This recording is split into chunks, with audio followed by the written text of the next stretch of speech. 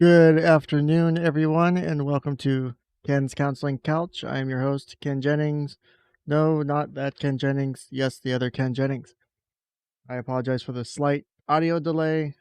My microphone was turned off at the source, so I had to undo it inside of Windows because Windows is shit anymore. So, today's episode, if you were able to read the preview, thumbnail, or title, we'll be going over briefly Maslow's hierarchy of needs and the more modernish version of it called Maslow's motivational model. The purpose of this is to focus on how we can go and get from a lower level state to a higher level state, in the sense of it's difficult to achieve goals and other obstacles in life if you can't meet other types of needs. And what Maslow's model does is helps identify those core needs that are existing for a person and how you get from, you know, needs for survival up to a level of self-actualization where you realize and are able to identify and seek and help fulfill a purpose in life for yourself. So I'll get started with that here in a second as I pull up my screens and PowerPoints and all the fun shit that comes along with that.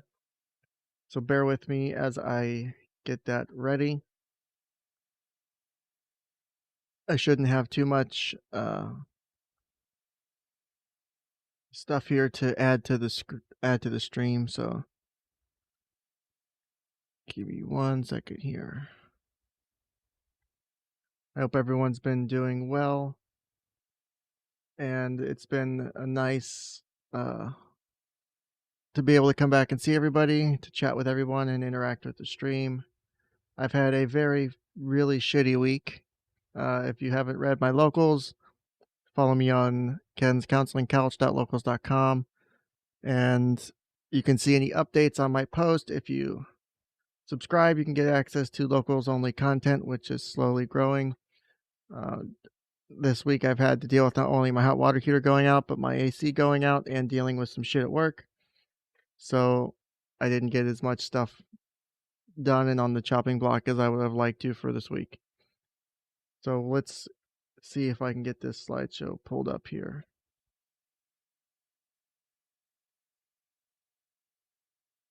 Better yet, let me see if I can just get these images pulled up here. So while I do that, again, I'm boomerang the fuck out of this, so give me one moment.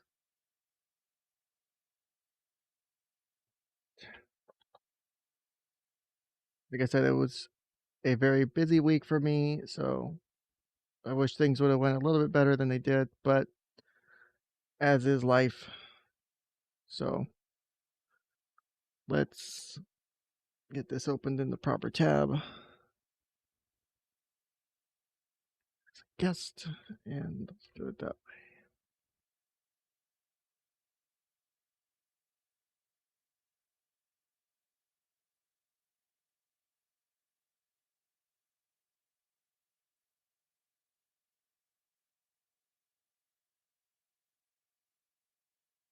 All right.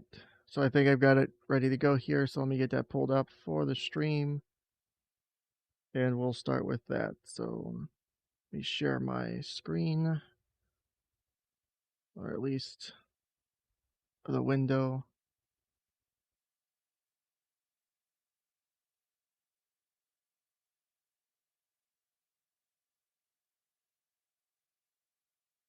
Okay, here we go. So I'll zoom in on this so everyone can see a little bit better. So the way Maslow's hierarchy of needs works, and yes, I am Gate and Lay SJ. Thank you for that. So the way Maslow's hierarchy of needs works is our goal is to go from a place where we're not sure of things and being able to focus on achieving the needs and items that we have. We want to move up this tier. We want to move up this pyramid, so to speak. I don't know if you can tell as it's outlined. As you can see, it's outlined over here on the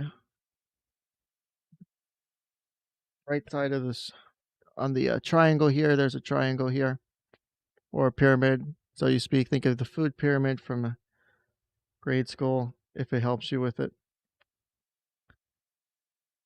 But like I'm saying, if we struggle with meeting lower items on the pyramid, on the scale, then it makes it very difficult to impossible to really hit anything higher up on the level, on the window, on the stream, or you know what I mean, on the pyramid here. Sorry, I didn't really sleep last night either, so little sleep.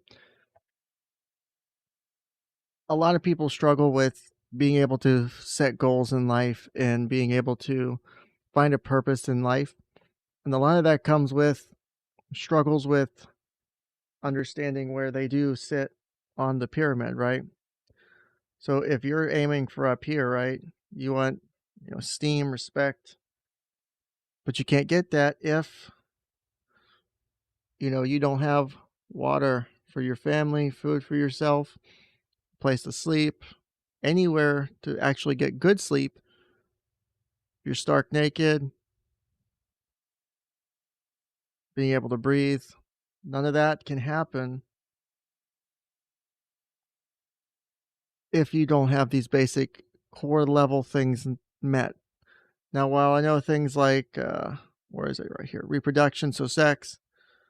While a lot of people might think sex and air aren't core needs, they actually, or, I'm sorry, reproduction might not be a core need, but sex is a very strong desire in us as human beings.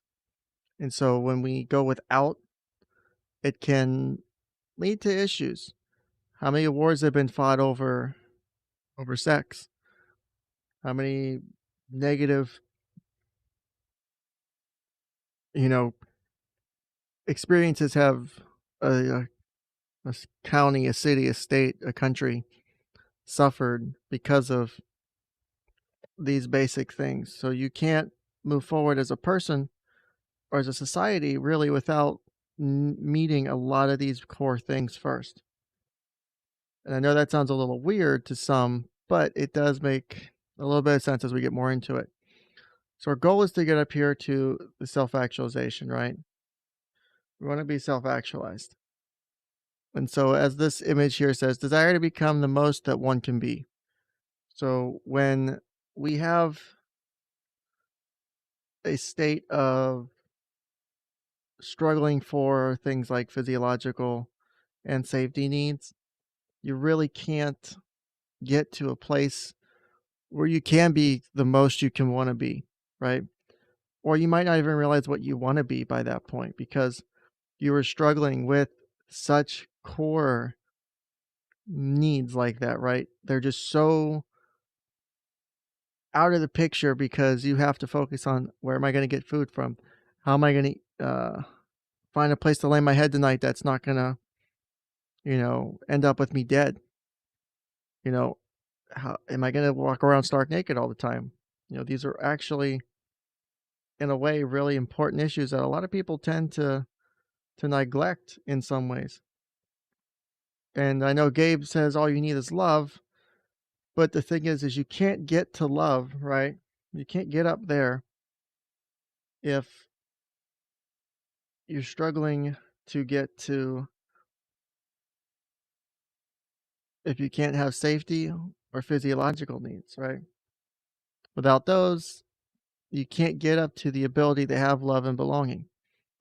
And even if you can get to love and belonging, that is not the end point though. Is it may seem like that's a final place to go, but you will, if you stop, kind of burn out in that location, right?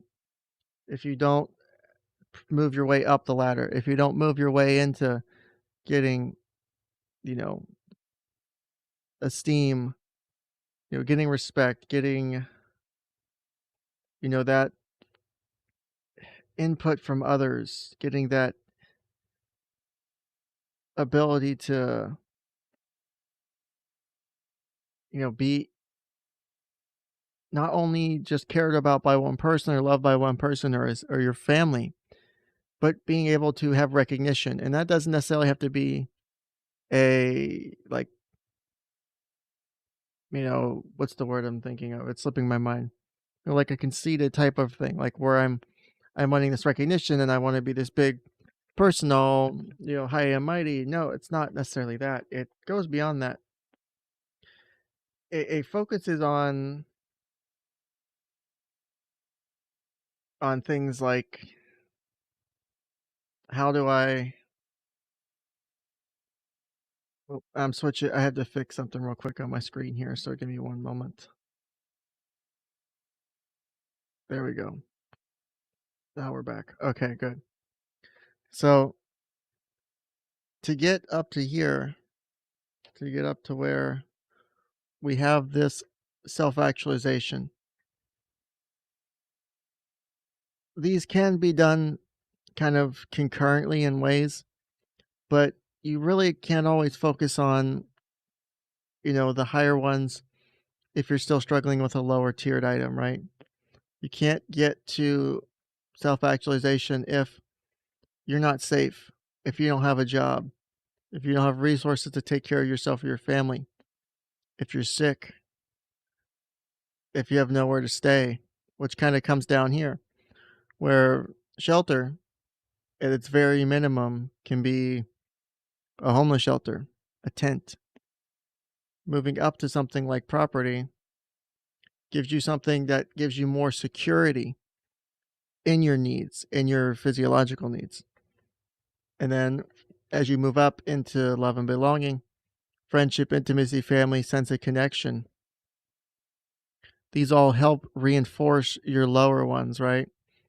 Your personal security is helped by friendship and intimacy from others and your family. They're all there to help make sure you're okay, make sure you're in general on the right track. They can be very beneficial. And, employment, you can get a sense of connection from your employment. That's part of that belonging too. So for me, my employment ends up getting up here to my self actualization and my esteem because I like what I do. I recognize that this is me doing what, I feel like I don't know if I would say destined to do, but having gone through the different experiences I've had in my life, I feel like it's a good place for me to be and that I'm trying to make the most of myself, of who I am in the moment and at this point in my life. So I'm there now because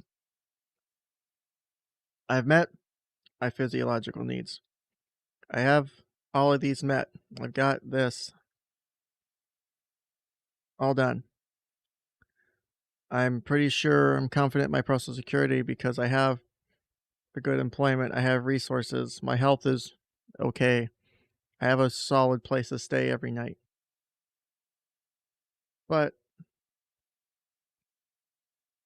what helps me with that is my love and friendship and belonging. I have friends and family that I trust and love and who trust me and take care of me when I need it. And the same for my wife. She has family and friends that are there for her. And, moving up into, respect and self esteem, getting into the position I'm at, having a spouse that I love and care about, having, a couple best friends and people in my life that are important to me has helped me really get from truly having shit self esteem to a better place. I would not be where I was without that. If I didn't think too positively about myself, it'd be really hard to do this job. It'd be really hard to engage in the stuff I do. And, the status and recognition, like even going back to the days of when I was a firefighter, I didn't necessarily do it because I wanted people to, like, oh, look, it's a guy, he's here. I wasn't in it for that. I did it for my own reasons. I did it because I wanted to be able to be someone who could, you know, be there in a time of great need for other people. And for me, that helped my esteem. It helped me not only be respected by others in a way, because I did seek something outside of myself. I was doing something for other people. Even if maybe at my own level, I might have had, my own personal goal of, oh, I want to do this, I want to feel that. I still did something a little bit more than myself. You know, as I got older, freedom was a big one too. Being able to, you know, make my own decisions, buy my house, move further up in life. That was a huge place to get to because I didn't have anyone telling me what I had to do, especially once I got out of the military. That was also a big one because I was kind of lost for a bit because I was in an absolute point of freedom, but I also felt absolutely trapped due to having, suffered pretty severe back injury while in the service and not sure about employment. So I went from being at a place where I did love my job in the military. So I was here. I caved right back down to here and here almost overnight. I knew it was coming when I got out of the military, but holy shit, did I not understand how much it was actually going to hit me. And so, even though I had climbed up all the way up to here and probably was almost all the way up to here, I was back down to the bottom again in a night. Because once I was out of the military, I was out. There's no going back. Medical discharge, all that fun shit. Game over. That's it for me. I have to find something new to do with my life. It's a hard thing to do after 4 years of, being in the military, having done the job I did, very specialized job, very difficult to transfer to the civilian world. And I had to figure out what the fuck am I doing with my life. And that's how I ended up here. But as I finished school and got back into, working again and doing something outside of myself again, I began to go back up the ladder. And I'm working on my self-actualization again. I wouldn't say I'm always there or have always been there or will always stay there, but it is where I have aimed to be and, where I would hope to stay. So give me 1 second here. I'm trying to pull up my notes. I can operate a mouse properly. So there is a difference in the stages of the model here, right? So all of these ones down here are, so everything below here. So let me do that better. So everything, I can draw a straight fucking down arrow. All this stuff is a deficiency need. The lack of it is part of the need. As you don't have it, you're seeking, as you get it, the need decreases. And with these items below here, your motivations decrease as your needs are met, right? As you get, you know, food, water, shelter, you don't need to struggle and focus as hard on getting them because you've secured them. Same with safety. Same with love and belonging. Same with self-esteem or esteem in general. As you get them, the needs decline a bit. When you get up here to self-actualization, being in growth, these are the types of needs they are. The motivation increases as your needs are met when you cross this line, right? As you hit more and more goals, your motivation to do better, to be better, to seek more goes up and up and up. It's no longer a deficiency need. It becomes a growth model for you in a way, right? You become focused on achieving your goals, doing better things with yourself. You're no longer striving for these core level things anymore. You can take the time out of your day, out of your week, out of your month to focus on items to better yourself, whereas before you might not have been able to. That's a big difference from maybe going to, I have to get work in, I've got to make sure I feed the family, I got to get, sleep in. Being able to set aside a few hours to make something and focus on kind of the bigger picture is a huge change for a lot of people. And there's nothing wrong with that, right? You don't want to end up being in the lower states for all your life. Like I was saying, these needs down here, these are things that everything above it is secondary until you meet these. Those have to come first. And then once you get up to safety, you need that predictability, you need order in your life. It helps you as you come along up the levels in the hierarchy, right? You can't necessarily do that when everything's chaotic and everything's disordered. Trying to focus on a level of growth and motivation for that growth is almost impossible with that level of chaos. With love and belonging, social involvement, again, like I was saying, it's so important. You need to feel belonging to something, whether it's a family, a group, an organization, something. Otherwise, you can falter in and being able to seek out things and being able to do anything. That esteem, there's two different types of it. There's, like I said, one for yourself and then reputation and respect. So prestige or status.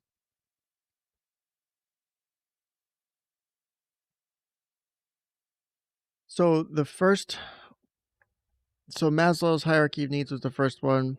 And again, if I did mention earlier, this was devised by, I believe the name's Abram Maslow, if I'm remembering correctly. So this was his first one. This was defined in around the early 40s, mid 40s. And then through later refinement, as the model grew, we added a few more things to it. We expanded it, and that's where Maslow's motivational model comes from. So I'll move on to that next. So with Maslow's motivational model,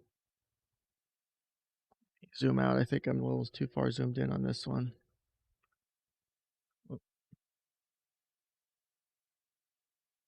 There we go. That's better. So with the hierarchy, we had a little bit different level of items on it than we do the current one.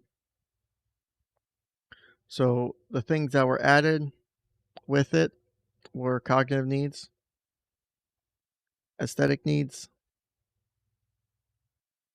and transcendence. And so I'll explain those as, again, we go up and then our drop between esteem needs and aesthetic needs or self-actualization. So on the original one, we went from here to here, right? Now we have these other two levels we have to bridge the gap on before we can move up. So the next level, we're going from esteem to cognitive needs. This is things like knowledge, understanding, exploration, curiosity, searching for the need for the meaning and predictability in life. So starting to understand it a bit more. So while this might be more emotional, here are esteem needs, cognitive needs is more of like a a mental thing versus an emotional thing. Aesthetic needs becomes appreciation and search for beauty, balance, form, other things. Uh, it's not just something that exists. It's something you can appreciate on like a deeper level. Before, if you're down here at one of these lower levels, a painting is just a painting. It's a piece of canvas with colored dyes and ink and shit on it. You don't give a fuck what that means. Up here at aesthetic needs, this becomes much more appreciable for what it actually is. And again, self actualization being personal fulfillment, potential, and peaking in your growth and experiences. Now, hitting transcendence, the eighth part of the motivational model, being motivated by values which transcend the personal self. So that could be things like uh, certain experiences of nature, mystical experiences, religious experiences, sexual experiences, Kama Sutra, if you would like, for example, service to others, pursuit of science. It's doing things beyond oneself, where self actualization is you becoming to realize who you are and what you are trying to do and what you're trying to work towards. Hitting that transcendence step is you're no longer taking that and using it for just yourself. You're taking it into another level. For example, me back when I was a firefighter, that could almost be me, going into at that point in my life where it was I had my lower level needs and I was transcending in the fact that I'm doing these as a way to help my community, to help the people I love and know in my area, to do good, to take the skill sets I've learned and provide that to other people. And that doesn't have to be such a grand scale item. For me, it was working with the fire department. For others, that would be you know maybe just a job. Now, it is possible to transcend in jobs that maybe other people would just find as just basic jobs. So affirmative nod asked, reproduction, does that mean sex? And would that explain incel behavior in some way? Yes. So reproduction does mean sex. So either the desire for reproduction or reproduction itself. Like I was saying earlier, men and women both have, or whatever gender you may be, have physiological need for sex. Once you hit a certain age, you become very interested in sex. You seek out sex or sexual activity. Even when you're younger, you explore your own sexuality to be, come into it, to become what that means to be as, a man or a woman, or as a straight person, or as a gay person, or as a bisexual person, or whatever. And, you will, for most people, have, unless you're one of the, odd ones out, and not in a negative way, but like you're odd one out and like you're asexual or you have no sexual drive or desire, and it's not just something correctable through like, it's a deficiency in hormones, so it can be correctable. It's something else. And incel behavior is something I've actually been thinking about doing a topic on or video on because I find it interesting in a way in that you have people who they are struggling with, kind of multiple things at once. They struggle with where they fit in as a person and if they are actually deserving of a woman or a man or whatever that may be. They don't they feel as though it's a requirement. I know for some incels people who are involuntary celibate, there is a drive for that.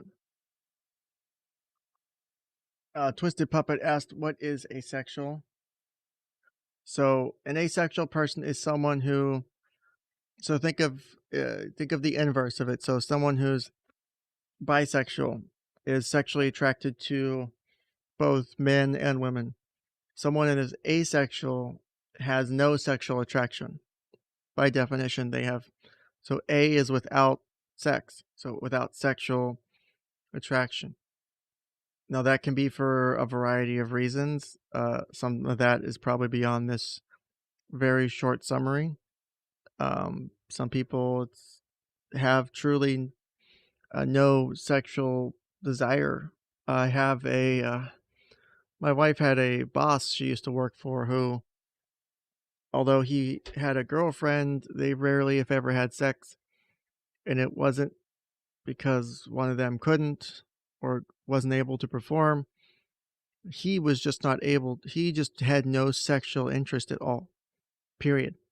Like, I think they had sex a couple times in the period they were together. I think they ended up splitting up, but this was years ago this happened. Um, but it is something that does happen. People do have no sex desire. And now, whether or not that is just their sexual orientation, or whether that's a deficiency of like hormones or some other like other issue that could be medical cause, that would have to be determined. But in general, someone can label themselves as asexual without knowing whether or not it's truly their orientation or something that may or may not have other underlying factors involved. And then Ryohoshi states, many an incel could stop being an incel by, well, regular baths, not being a sex pest, and other basic things in self-care realm, and aiming for somebody in their range. So I will push back on you on this one, Ryo, in that you make a very bold assumption in that incels just are people who aren't wanting to have sex and or are not sorry, not wanting to have sex, not wanting to take care of themselves as far as bathing or um, going, being a sex pest, quote unquote. Now, the reason I'll push back on you for that one is so think about someone who is think about someone who is struggling with different things. If I go back to the other one, so if they're coming back here and they're struggling with a lot of these things on the chart, right? So say an incel, they're struggling for intimacy, they struggle with personal security, resources, health, maybe even stuff like this.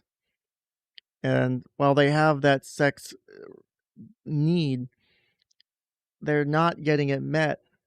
And so when you do that, whether now this is where it can be like I say maybe a double-edged sword, is you can go from needing sex down here, right? And what is taking care of yourself involve? It's not, you know, regular baths isn't a physiological need.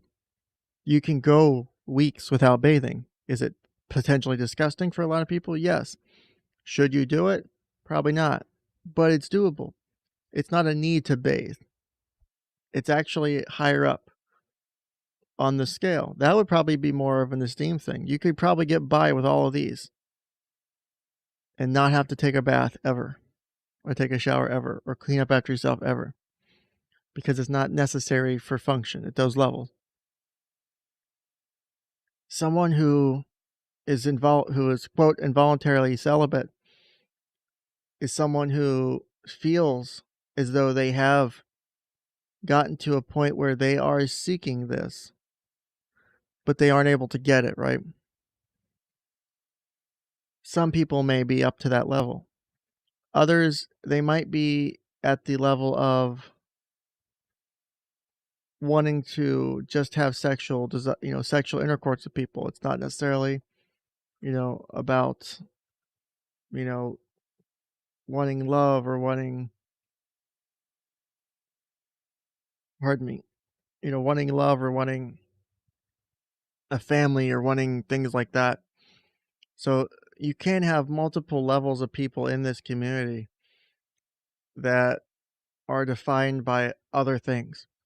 So the incel might be defined as someone who feels like they are meeting their employment needs.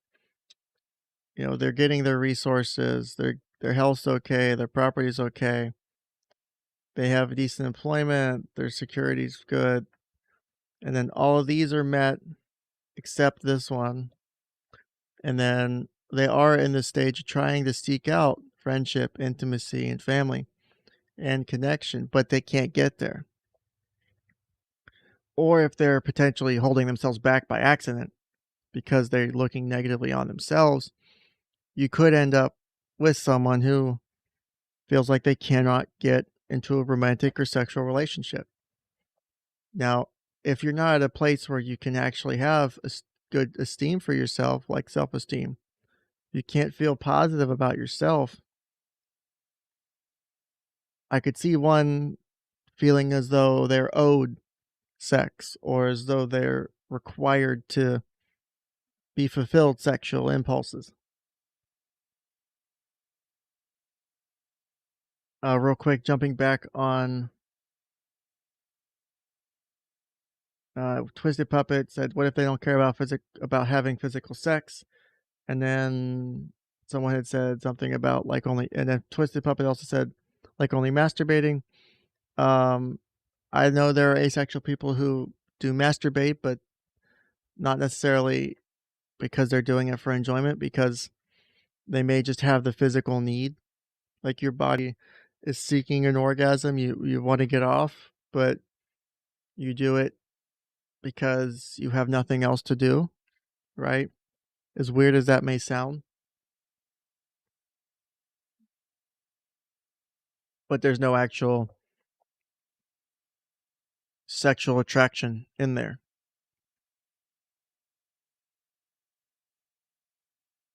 So Gabe here states, Saint Eliot ever never actually approached or talked to a girl. He thought women should go to him. He deserved a woman, and he was entitled to a woman. So think about that in a broader sense, right? If someone feels as though they're entitled to a woman, or that they should deserve a woman or a partner, why would they feel that way, right? Why would someone feel as though a woman should come up to him? There's probably a lot of lack of self-esteem, right? I would put a lot of that likely going on here. In that, excuse me, if you don't feel as though you're confident enough to go up to someone, like, oh, I'm gonna go ask this person out. I'm gonna go ask this person for for a date or for sex or for a hookup or whatever. You can devolve into a state of, I want people to come to me because I can't do it, or you get to a point of you don't feel as though it's necessarily your responsibility to do it, right? Oh, it's not my job. It's not up to me to do, because you're still negatively feeling about it. Now, it can be a conceited thing, as someone in chat was saying, it's too much. You can be higher than yourself, but it's more likely you're tricking yourself into that thinking. The likelihood of someone truly being, well, I'm better than them, they need to come to me.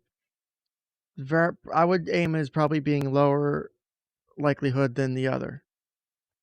Is someone is probably at the level of they don't feel comfortable and they're psyching themselves up to it, and or trying to convince themselves that it's not their duty because they're seeking that need so much that that is one of the few ways that they can rationalize why they haven't gotten a partner yet or why they haven't had sex yet or whatever that may be, as if you have to do something along those lines. I'm not saying you should do it. I'm not saying it's right, but I could see where that kind of, that kind of thing is coming from. Now, Ryo, like I was saying, regular baths is part of health, but it's not a physiological need. It's not at that base part of the pyramid, right? It's not a major part. Now, it is helpful, but you can check off some of like the safety needs here and still be working on this, but be missing out on a couple pieces of it. It makes moving up to the next level harder or completing that level harder. So you may have what, one, two, three, four of the five safety needs met, and you're seeking love and belonging, but you're failing in it, even though you feel as though you're at that point because you're struggling with health, which would be bathing. But if you're at the lower portion of the pyramid, or if you feel as though, excuse me, there's other things going on, it's going to take away from your ability to truly work on, those next steps of your, well-being, of your belonging, for your self-actualization.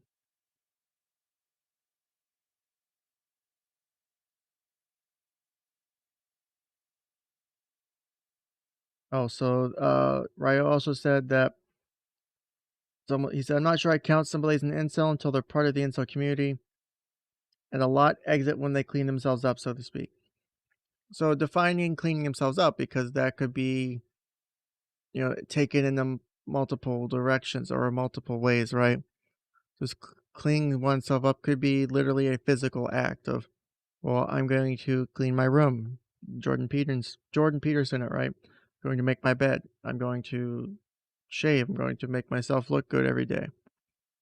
Or it can be a mental cleaning up, even though maybe their hygiene isn't the best, but it's doable. But their mental hygiene is not okay. Their mental health isn't okay. That might be what they need to clean up. They might need counseling or therapy or whatever it is to get the help they need, so that way they can exit that community. Think about why you would join or fall into or identify with a community that is with the label literally involuntarily celibate. That's a big title to put on yourself. Involuntarily means not by choice. Celibate, obviously, without sex or without intimacy, right? Why would one suddenly just pick that or decide to choose that or over time choose that for themselves? This is where maybe people might not like me for it, but I try to step back from shit like this, regardless of what it is, and say, why is someone making these choices with their life? Whether or not I agree with them, I don't have to like it. I don't have to agree with it. I can think it's dumb. I can think it's retarded, whatever. But you are at this point in your life for some reason. Sometimes it's your fault. Sometimes it's not. My old boss, when I used to work at the homeless shelter, used to say, you know, no, no one's homeless overnight. And what he meant by that is, there's not one specific thing that made someone homeless. There was always things that led up to it. There's always things that tacked onto it. And then there was finally a tipping point, the straw that broke the camel's back. And then that's how they ended up homeless and reaching out for services or ending up in the shelter. Their family came to the shelter because they went from being higher up on their tier of needs to being literally at the point of food, shelter, clothing. That's a hell of a drop to go sometimes overnight, but it's not always one thing that gets you there. Just think about the same thing for a person who identifies as an incel, or who may be being labeled an incel, which I have a problem with. As you see people label others as incels online and in other communities, and I take a lot of issue with that. is how the fuck are you supposed to call someone an incel when you don't know who they are? You're going off of sometimes a 280 character tweet or series of tweets or something like that. And that has no bearing on who this person really is. How can you just say they're an incel? They may talk shit about women. Maybe their mother beat the fuck out of them as a child. You don't understand. You don't know what they're going through or what their life was like. How can you fairly label them something? Now, if someone wants to identify as an incel, I think that's different. And if they want to have that identification, that's theirs to choose. Again, I may not like it, I may not agree with it, but it's not my decision, it's not my choice. It's theirs to make. Just like I can't make someone who's alcoholic stop drinking. I can't make someone who's addicted to drugs stop shooting up or stop smoking or stop sniffing or snorting, whatever. It has to be a personal choice. You have to make that decision to stop using alcohol, stop doing drugs, stop, you know, being whatever is, taking over your life. It's not something I can just dictate to a person. Same for this. Someone who identifies an incel is making that choice or is ending up in that atmosphere or that community. Sometimes maybe not by choice, but they're there now.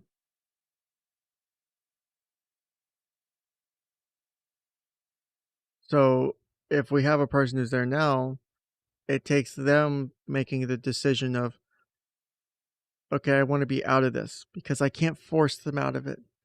They may get forced into it, but it takes specific willpower to get out of it, right? You can get into it stupid levels of easy. You can get into drugs really easy. Right now, I could end up being addicted to drugs overnight. I already have a physiological addiction to opioids because of the amount of painkillers I have to use for my back pain.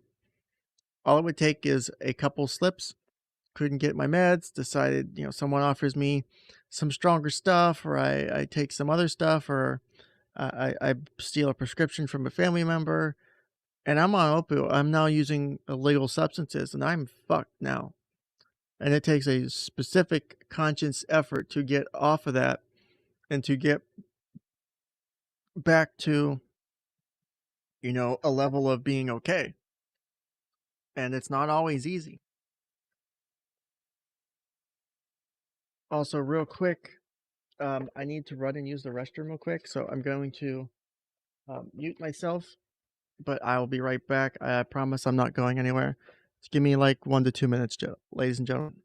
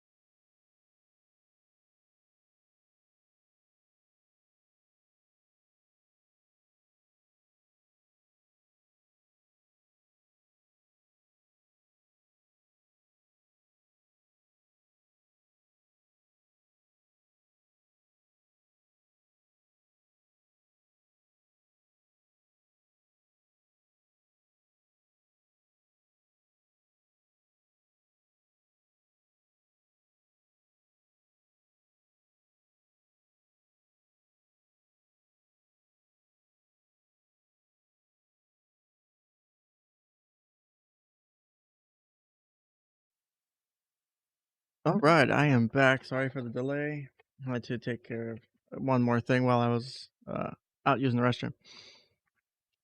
So back to some of these comments here.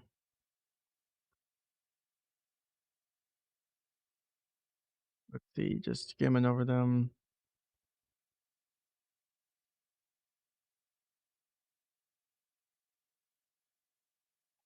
So let's see.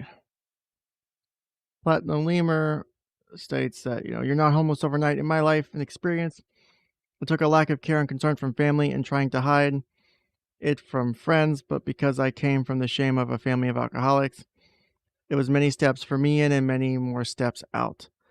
Exactly what I was kind of saying, and I'm glad that you're able to get out of that. That's not an easy thing to get out of. So, bravo on making the difficult changes and the hard steps to do that. It's, it is a complex situation to be in and any kind of thing like that, especially in addiction. So, working your way out of that, getting back to working on yourself to and getting your needs met on each of those levels is so important. But you can't do that if, you're stuck working on, your safety needs or your physiological needs. You can't get to love and belonging and esteem and self actualization.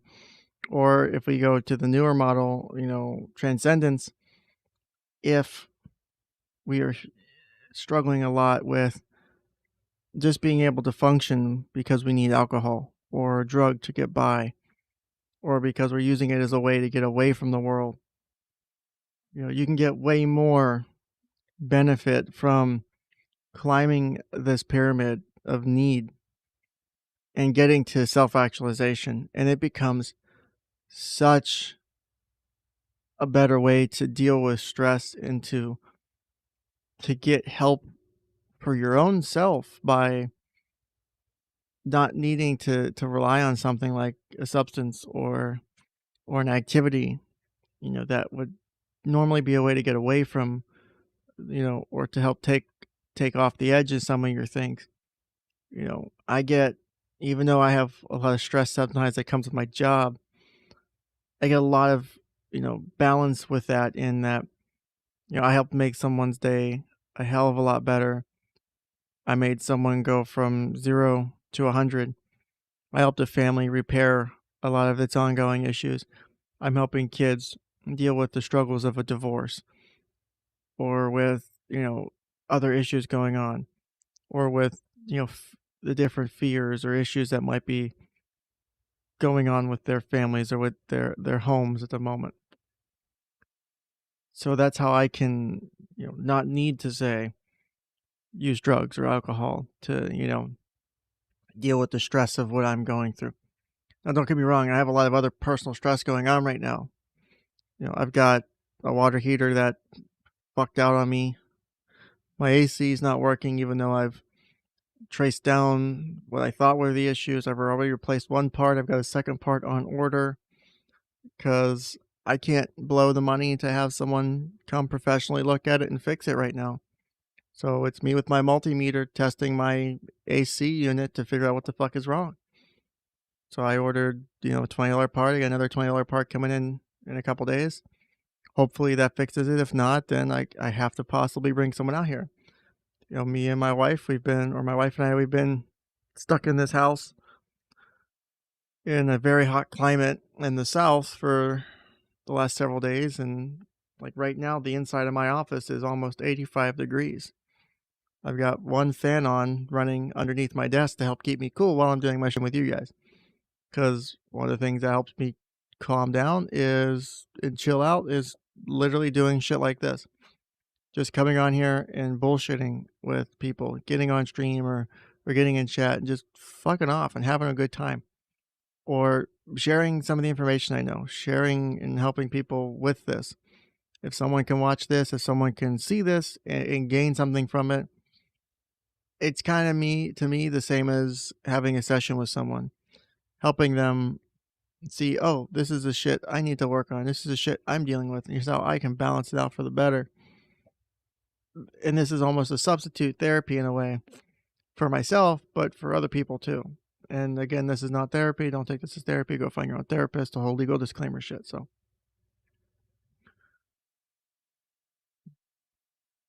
real quick, I'm reading through the comments again. So if I'm pausing, I promise you, I'm um, not paying attention, or I'm not, trying to, talk a saw, kumite, muted, or constant pauses or silences. Mm. Also, platinum lemur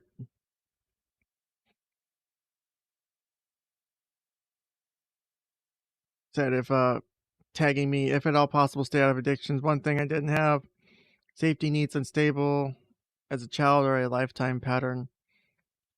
Actually, that's not far from the truth. If that's something that you struggle with as a child, you will definitely be really concerned with it as you hit adulthood, and you need to you know move and grow your own family or grow your own life.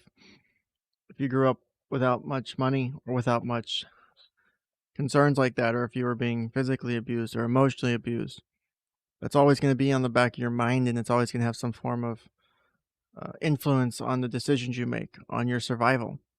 The person who's been abused or who went through those kind of horrible situations will always have a plan in place, whether they realize it or not, that helps accommodate for the fact that that shit has to be addressed if things go wrong on their original course. Let's see. Also, yes, rest in peace, my water heater. The 40-gallon water heater that decided to leak while I was at work, that leaked all over my floor, and thank God I have like a actual commercial steam cleaner at home that I bought a while back for cleaning my carpets. That was helpful with that issue. So I've since cut out the old water heater. I've been shopping for a new one. My next big paycheck in like a week, I'm going to be picking up a new water heater. Hopefully, my AC is fixed within the next week, or I'm going to have to pay someone to come do that too. Or I don't know. I haven't figured out the best way to deal with this situation. I make okay money, but I don't make enough to do a water heater and AC all in the same week kind of issue.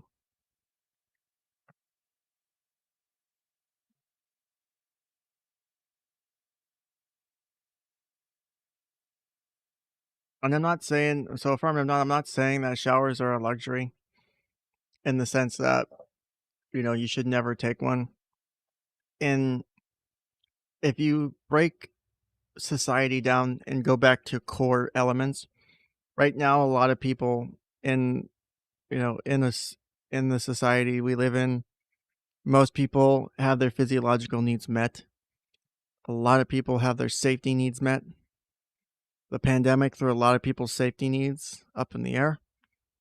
A lot of people were out with employment, didn't have money. Uh, for example, the U.S. wasn't the best on how it dealt with unemployment in certain cases, or how it dealt with like one-time payments, like with the stimulus or the $1,200 payments or whatever it was at different points. So a lot of people went without paying rent. A lot of other people, like landlords, went many months or longer without getting payment for the services they were rendering with their properties, providing a home for people. So their property, and not only the homes they lived in, but in the properties they owned and rented out, was up in the air. The stress of that takes away from being able to focus on the rest of the things that you need to work on. So in a relative sense, showers are maybe more necessary in society as a whole, but in an absolute sense, showers and hygiene don't necessarily fall at the bare minimum physiological need. Again, I'm not saying you should abandon it, but if it's that or eating, or if it's that or being able to just get by day to day, you're not going to shower because you have to do the other things first. Homeless people who are literally living on the streets homeless don't have the opportunity to shower all the time. Even people couch surfing don't have the opportunity to shower all the time. Is it something they should be blamed for? Probably not. You can, but does it benefit anyone to really target them for that? No, maybe the better option is to offer out a hand. Say, here, let me help you with this. Let me give you this as an option. But that comes back to personal choice. Let me scroll back up here.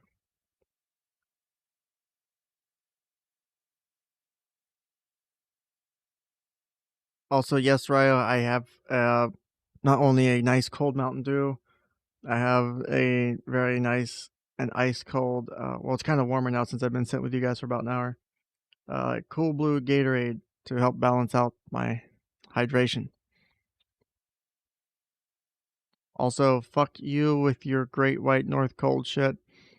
Also, as someone who's been binge watching Game of Thrones, you can stay beyond the wall, and you and the Who White Walkers can do your thing with the snow and shit. I moved down south because I didn't like the snow anyway. It's okay occasionally, but having to fucking deal with it all the time is a pain in the ass.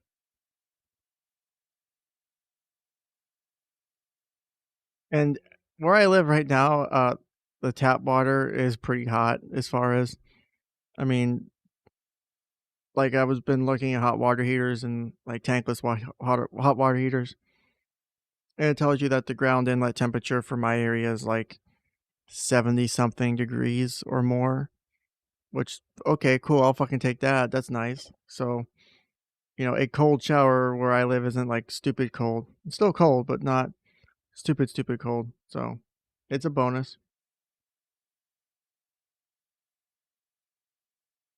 And Platinum says, it seems like you're correct, Ken, and as much as I have moved forward, it's always in the back of my mind. Yeah, you have to, like my wife, she went through a lot of really bad abuse as far as witnessing it. She wasn't the target of it specifically, but her mom was very controlling.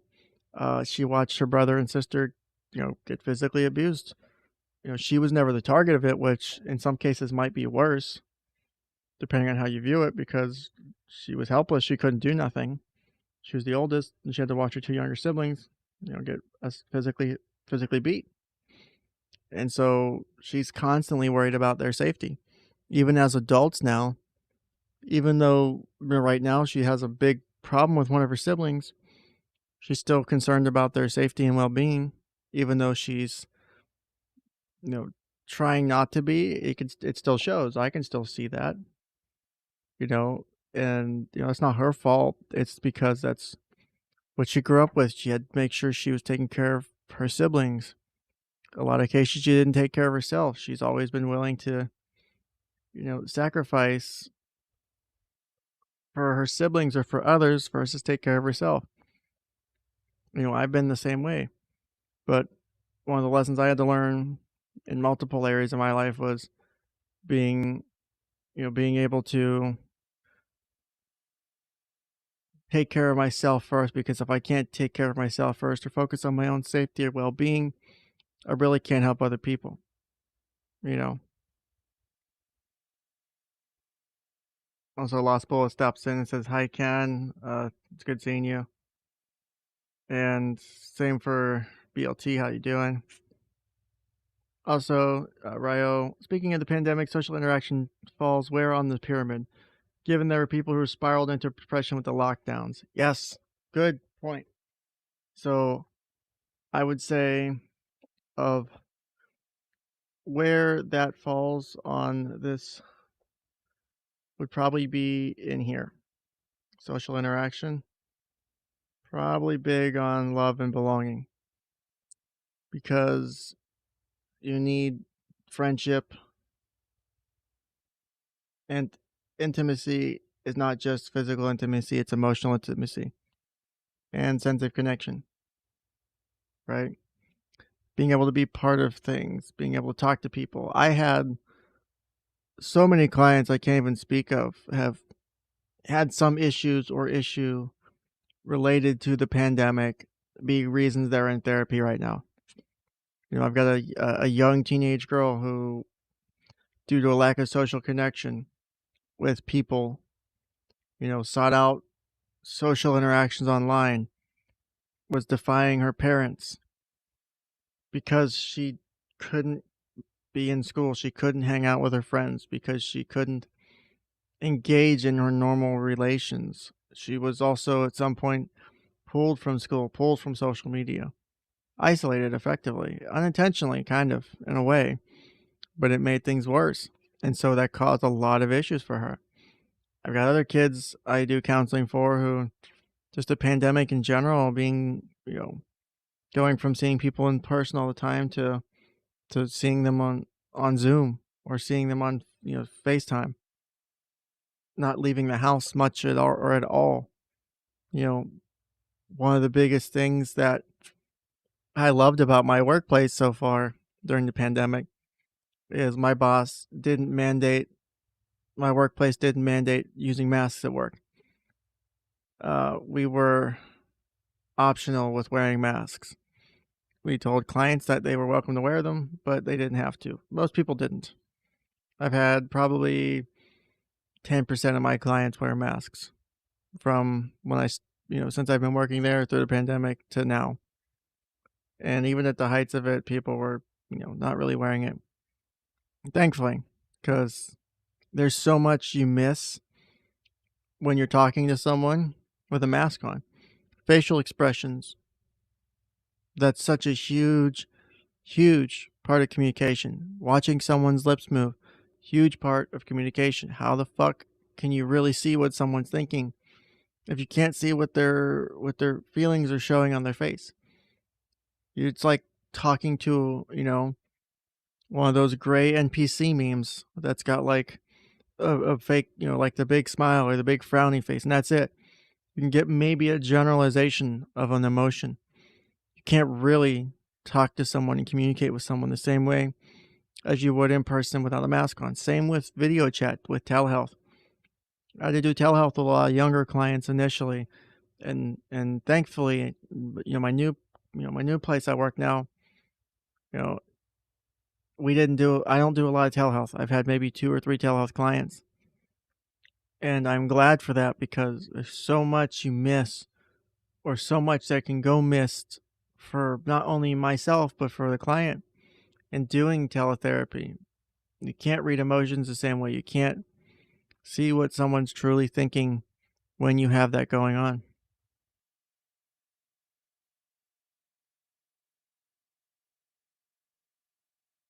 Also, someone said, uh, I've got my drawing thing up, so I can't pull it up, but uh, Ryo Hoshi said, the addiction rates and suicide rates spiked horrifically. Yes, it is so true. And it's so fucking sad.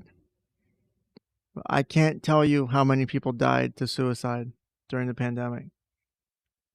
How many people needlessly died of suicide. Not only was there, not only suicide in general and needless death, but having it happen because we force people to isolate from their people they love. Now, I can understand some of the rationalizations at the beginning: unknown death rate, unknown potential for a cure, all that shit.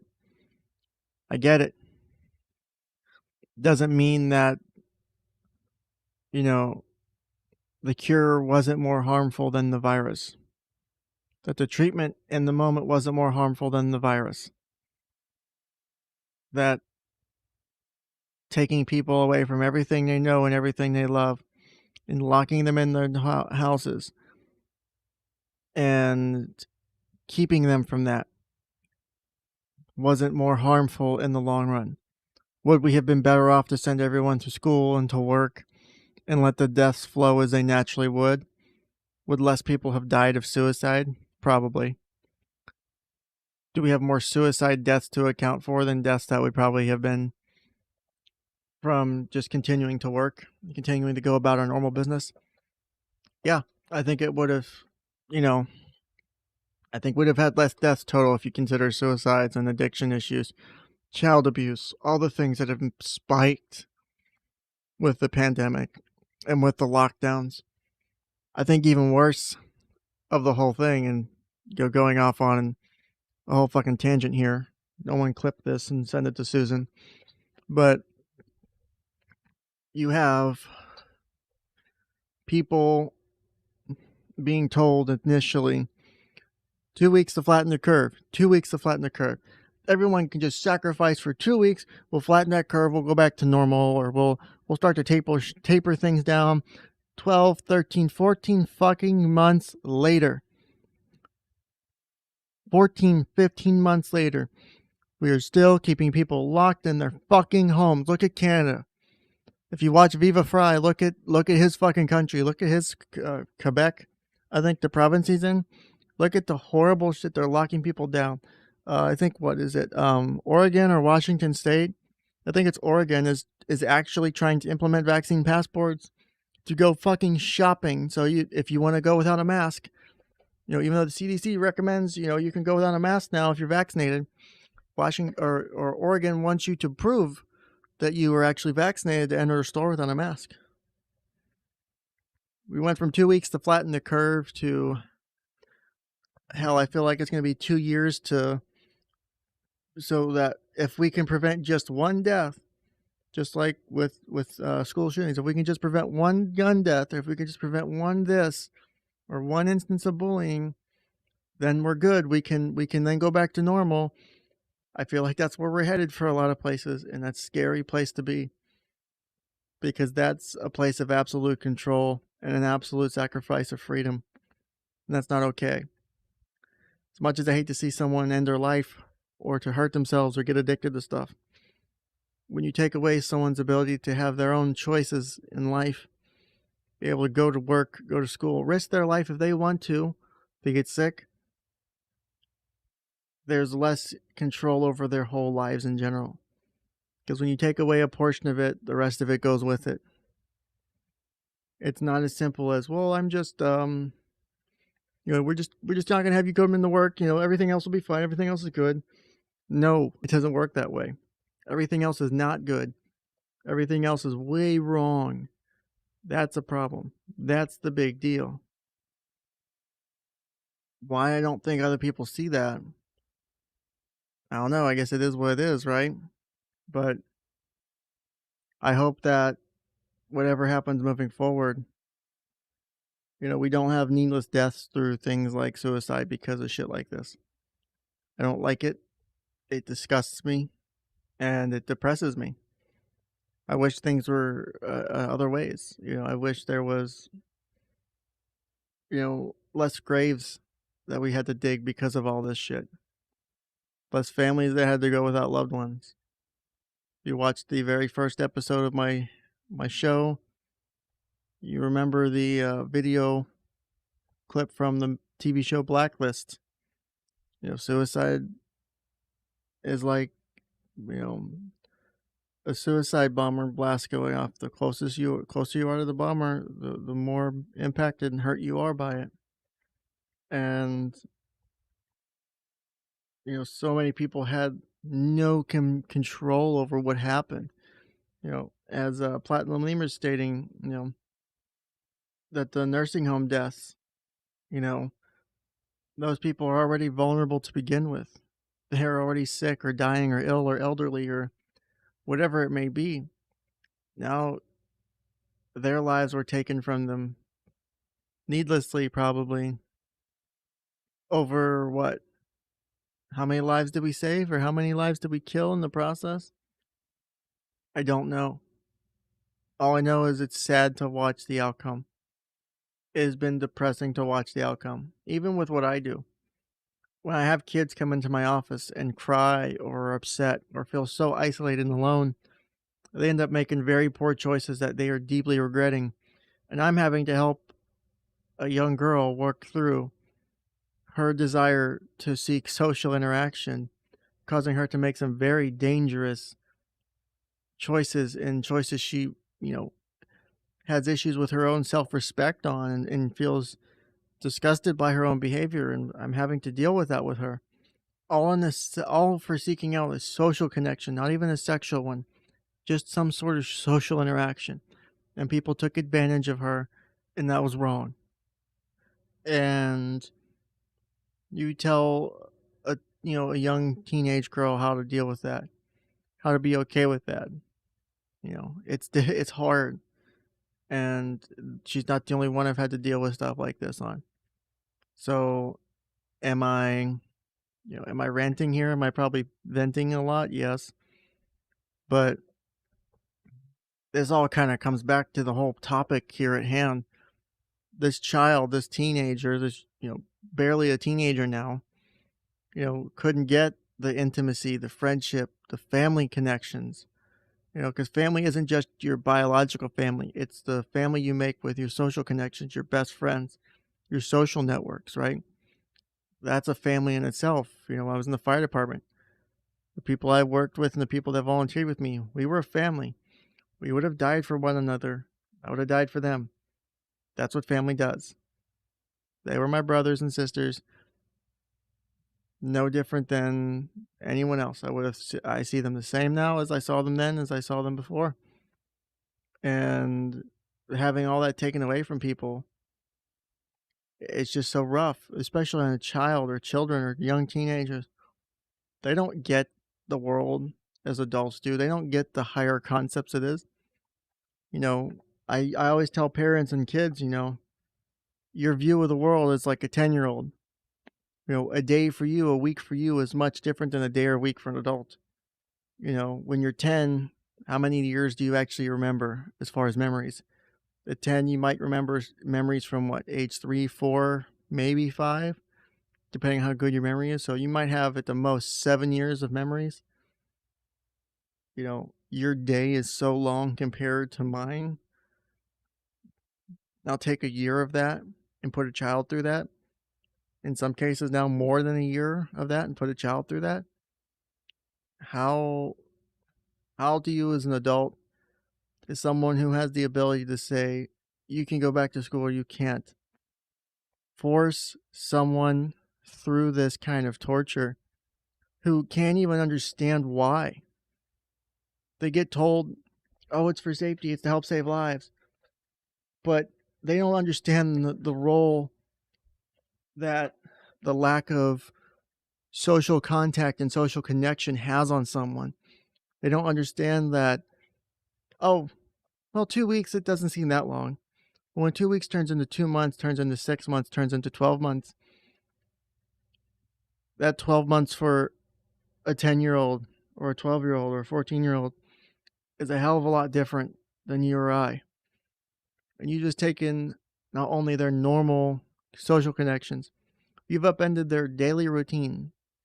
Going to school, going to class, talking to friends, talking to people, dealing with the positives and negatives of life and school and stuff. They're needed for growth and for development. If I pull up like Erickson's stages of development and go through all that, the different levels of development all serve purposes. And at those core ages, taking away that for a year, you have now modified a part of their life they can never get back. They will never get it back, and they will never fully recover from what we did to them.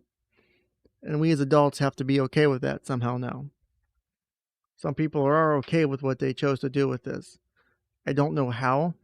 I'm sure as hell not okay with it. I wish I didn't have to be okay with it. I wish I couldn't.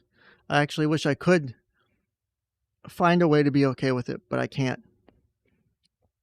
Even though I could do really nothing in the grand scheme to change things as far as stopping it or getting people back. It's not my job. It's not my role. I don't have that power. I'm here to help pick up the pieces. That's my job now. I can help pick up the pieces, help these people put their lives back together. Thankfully, none of the clients I have harmed themselves significantly. No one ended up cutting themselves. No one ended up committing suicide. No one ended up getting committed because they attempted, taking their life. No one was sexually abused. No one was raped, thankfully. A couple people may have come close, depending on how circumstances would have went. And I mean really close. Again, all in an effort for some social connection because we were caving to peer pressure, because we were just wanting to have connection. My job is now to pick up the pieces. And it's fucking depressing some days to do. I hate sometimes having to go in and listen to like this, especially from kids. Not only dealing with adults, but dealing with kids is so painful sometimes to listen to. And watching the fallout of the pandemic and the way we dealt with the lockdowns. And what sickens me more is watching other states or other countries wanting to, extend the lockdown. Hell, I don't remember when it was, but Canada,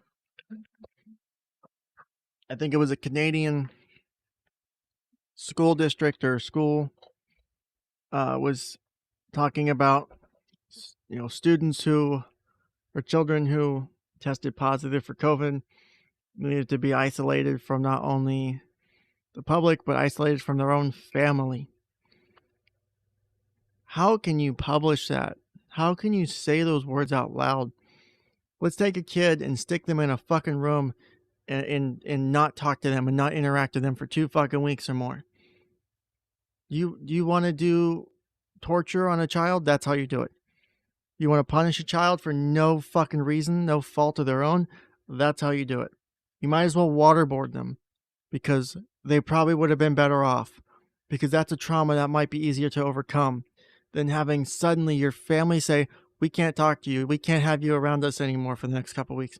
You need to stay in your room. You need to stay in this special area where we don't talk to you or we don't interact with you that much because we don't want to get sick from you because you tested positive for this big scary thing. This big scary thing you have now we don't want to get because you're dangerous to us. And so we have to keep you away from us for about 2 weeks to make sure you don't give us the big scary dangerous thing. Right? That's how a kid will interpret that. Push your child away for 2 weeks. Push a child away. Push your sibling away for 2 weeks who's 6, 8, 10, 12, 14. What the fuck do you think they're going to think? Do you think they're going to think, oh, well, I'm doing the best for society. I'm doing the best to help make sure everyone stays safe? The fuck they're not. They don't understand that at all. At all. I don't care how old. Until you're an adult, until you have hit the peak point of growth in your brain and development in your cognitive abilities, you really get and grasp that. Tell an elementary school kid that it's important to keep them away from their family for 2 weeks. Tell me how that goes over well. Tell me how they come out of that unscathed. Don't tell me that they'll be just fine. They can FaceTime with mom and dad. They can FaceTime with brother and sister. They can still attend Zoom classes. It's not the same. And it never will be the same. We're not at that level of technology or ability as a society, nor do I think we will be any time in the future. So let's punish our children by isolating them because they have the scary, deadly virus. Find a way to communicate that to a child that doesn't sound awful when you think about it as like a 10-year-old. Use that as your mark. How do you tell a 10-year-old, I have to isolate you for 2 weeks from the family? We have to minimize our contact because we don't want to get sick because you have the big scary virus. How does a 10-year-old really make sense of that? That's the question I have for people. And again, sorry for ranting. It's just some shit that may have been built up for me. As far as, I'm dealing with a kid, one of my clients who engaged unintentionally in possibly some sexualized behaviors, was being taken advantage of because they were wanting some social connection. Because they were prevented from going to school, they were prevented from talking to people. Because a good part because of the pandemic, right? there was other factors involved, but Jesus Christ. Hearing that, finally getting to the details after weeks of counseling, man, my heart sunk, man. And I mean, I still feel horrible. I want to help this child get through this difficult phase of their life and not leave here feeling as though they have devalued themselves or that they're no longer good for anything. It's the exact opposite. They should feel very proud of the development and changes they've made, how they've gotten to where they are now, and not be afraid to make social connections. And I think we're finally there to some point, but we're still going to have these struggles for quite a while. I've been seeing them for counseling now for, I think, since November. So going on over 6 months now, I think, of straight up weekly counseling. Both family counseling, individual counseling, in a way to help address the ongoing issues in the family, help my client address her issues as a person and as a teenage girl, and as a person who lost trust from her parents because of the things that went down, whose parents didn't truly understand the reasons for why things went down, helping them understand it, which thankfully, I give props to the parents because they have walked into my room and admitted fault and have said, well, we fucked up basically. And they have built a strong relationship with their daughter now. They put trust back in her, and I never thought it would get this far as quickly as it did, and I'm very proud of the development they've made.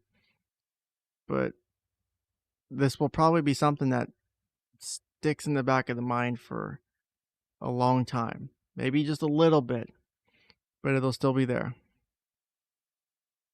So, again, sorry for the long rant. I'm just catching up on chat too. So,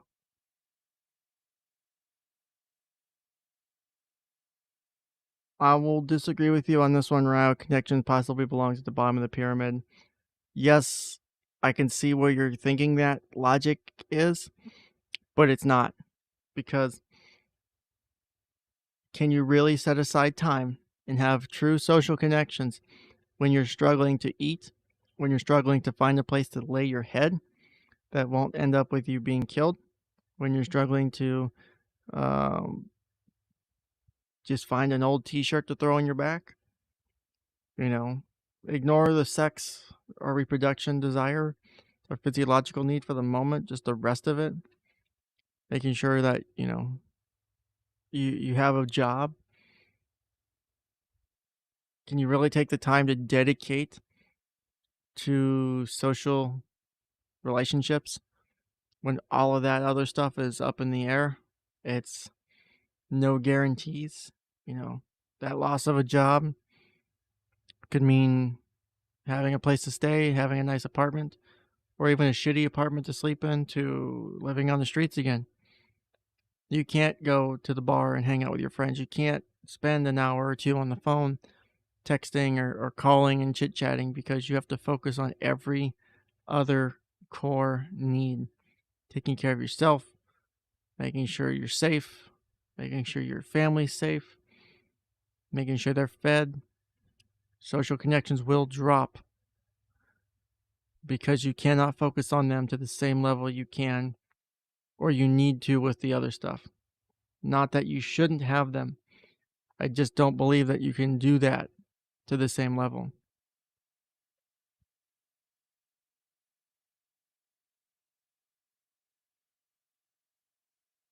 And yes, Ryo, I agree. As if you tested positive, you probably infected your family. So then, does it make the whole idea worse? Then, oh, excuse me.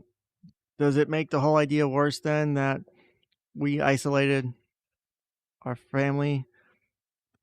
For this, for I don't believe they fully implemented this policy in Canada, but because people found out about it and flipped shit. But the idea of isolating children from their family, all because they want to try and reduce the spread and try and reduce uh, the likelihood of someone getting sick. if someone's testing positive, you've been, depending on how well the research on asymptomatic spread has come back, it's hit or miss on whether or not something actually changed. But overall, you probably have either infected someone or they're likely going to get sick anyway.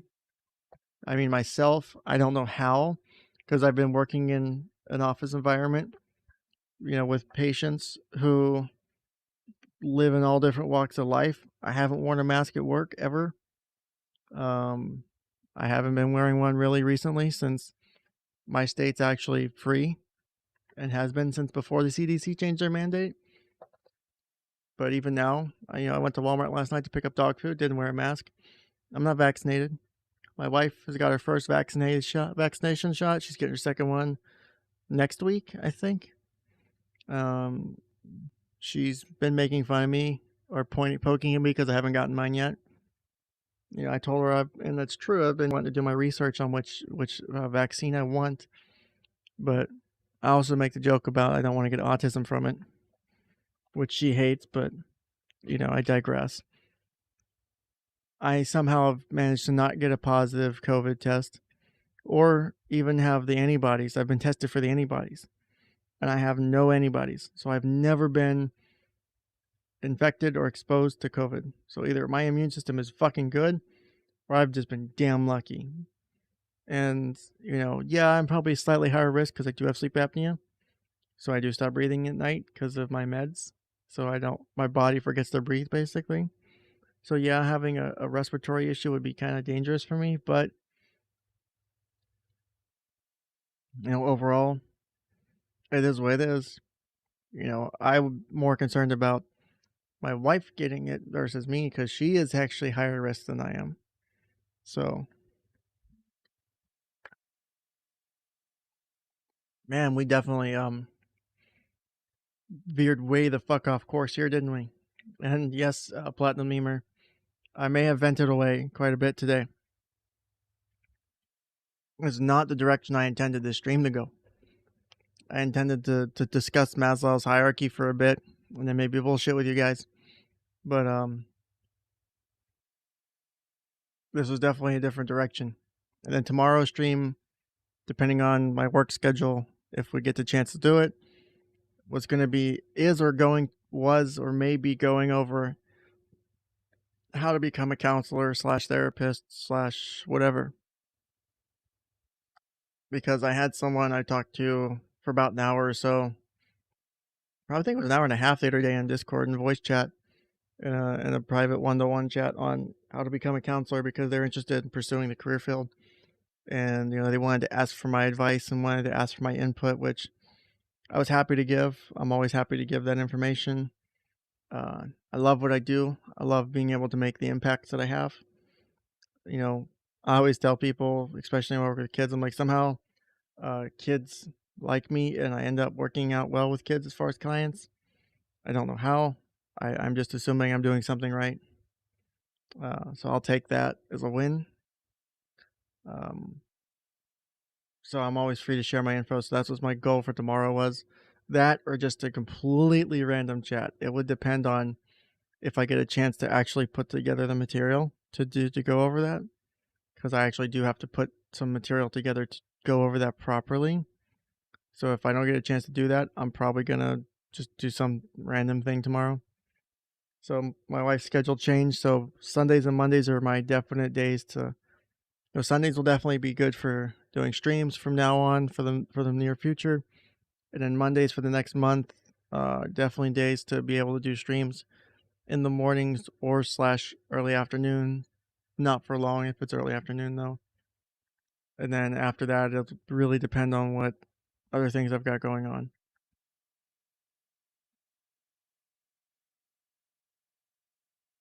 So, also, yes, I'm glad you envy me because my state has actually been pretty chill on vaccine requirements. I'm sorry to fuck with your gaming schedule. I would appreciate people taking their time out to view my streams. And back on topic, so a sense of connection is deeper than networking to get help managing things like food, shelter, and employment. So you can network. And so one of the core things to remember is these aren't necessarily independent items. Like you can't, it's not just, oh, I can only do so physiological things and then I can do safety things and then I can do love and belonging. It's think of being tested on different items, right? You get different tests in a class. Some tests are weighted heavier than others. You know, your one test might be worth uh, out of a class of a total 100 points for the term. One test may be worth 10 points. One test might be worth 50 points. One test might be worth 30 points. The higher you move up on the scale, while you still have ongoing other levels. So if you're still working on physiological needs while trying to do safety needs, you have to have more effort to try and get the same level of return if you were just solely working on it. So if you try to do safety needs while balancing physiological needs, you'll need to do X times more effort to get the same return if you're just mostly focusing on safety needs or mostly focusing on loving and belonging. So it is possible to network, it is possible to communicate, but you can't get the same level of investment as you would if you had done it another way. As if you had been able to make those core, those core needs, less of an issue, or you mitigate the concern, or you mitigate the issues that come from having those needs. So I hope that kind of helps explain that a little bit better for you, or hopefully helps understand the issue a little bit better, if that makes sense.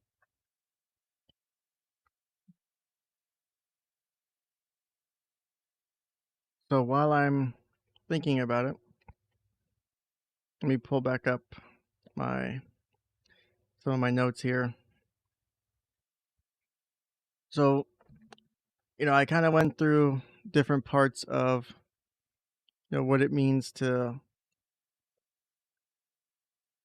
be able to go through these different tiers here, right? The different levels. Now, so Ryo comments back, says, I feel it was worth it to network when I needed to get the fuck out of my previous job because a lot of jobs were still gotten that way and it paid off on places to look. So I guess you have to look at it in the sense that you were networking after, you were looking for a new job while you still had a job. So technically you had a safety need met, you had employment met, you had resources met by having employment. Yes, your job may have been toxic, maybe it wasn't the best fit for you, but the need was met. And again, I'm assuming based off of the way you structured your sentence. So you had the ability to get into the, intimacy, friendship, connection level because you had those other needs taken care of for you. If you didn't, then it would have been a lot harder to do. So you were balancing, some of your safety needs by jumping into the love and connection, but did you let other safety or physiological needs slip while you were working on that? Would be my next point. So with the goal being getting to self-actualization, there's different characteristics of someone who is actually self-actualized. They accept themselves for who they are and others for what they are too, right? I accept myself for my faults and the things I've done wrong in my life. I don't like that I did them. I've come to terms with the things I've done wrong. Some of them were not okay. They are what they are. I'm happy to have moved on from them. Other characteristics of people who are self-actualized, spontaneous in your thoughts and actions. It's not specific. Maybe an unusual sense of humor. You're problem centered, not self centered. You're focusing on solving issues, you're focusing on solving problems. You're not focused on just yourself and doing things for yourself. You perceive things, you perceive reality efficiently, and are able to tolerate uncertainty a lot better than if you were not self actualized. Uncertainty at any of the other levels is very scary. Uncertainty in your social connections, uncertainty in your employment, in your security, in your shelter. All those are not as easy to tolerate when you're not self actualized. When you're self actualized, you can deal with it a little bit better.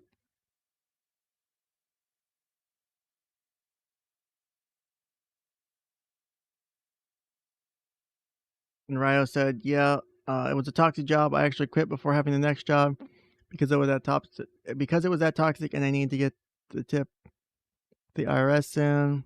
Okay, so even though you did quit, how likely did you have the resources to bridge the gap between the jobs? It may not have been comfortable. It may not have been pretty, but did you have shelter, food, water, clothing, sleeping, safe sleeping, resources, stuff like that to help you bridge that gap in between so that you could do some of that networking to get you to that new job? Because if you did, that would explain why that was possible for you. Again, I'm going off of limited information from a chat with, with a rough idea of what happened for you, right? So if we jump back on to some of these characteristics here, uh, highly creative people are also self-actualized. You can look at life objectively. You care about welfare for humanity and others. You can have a deep appreciation for basic life experiences. So little things that maybe other people look over, things that like those difficult things that you had to go through. You have a real true appreciation for like what happened or what I had to deal with or what was going on in my life. You sometimes you'll see with self-actualizers a need for privacy, democratic attitudes, strong moral and ethical standards are also common too. Now, there's behaviors that can lead to it as well. So experiencing life like a child with full absorption and concentration. So your goal is to learn and take in as much information so that way you can climb the tiers to get up to that. You try new things, you take the path less traveled. You don't just do the things that are safe. Doing the things that are safe are done because you know what the outcome is going to be. I know if I go to this job every day, I know I'm going to get this amount of money. I know I'm going to get at least this much food on my table. And I know I'm at least going to take care of my kids or my wife or my husband. And it's a safe choice versus I'm going to try and completely new career path. That's not safe. That's the path less traveled. Not many people like to do that or are comfortable doing that. Listening to your own feelings for how an experience goes. You don't listen to the voice of tradition or what the majority of people say, or people of authority are telling you what to say. You trust your gut, you trust your instincts on that. Again, if you notice, a lot of these are risk behaviors, right? They require risk to take place to get to that level of self-actualization, because the taking on of risk allows for that growth and development to get there. You need that risk to happen for self-actualization to truly occur. Let's see what else here as far as, let me read my notes here. You avoid playing games. You're honest with things, you're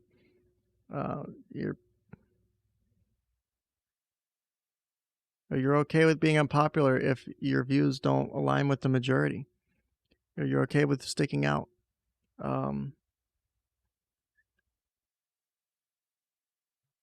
It is a leap of faith, Platinum Lemur. A lot of it is, but that leap of faith, that leap of faith helps you get to a place where you're able to do these things where you're focusing on growing as a person and growing as not only growing as a person, but maybe growing beyond a person, right?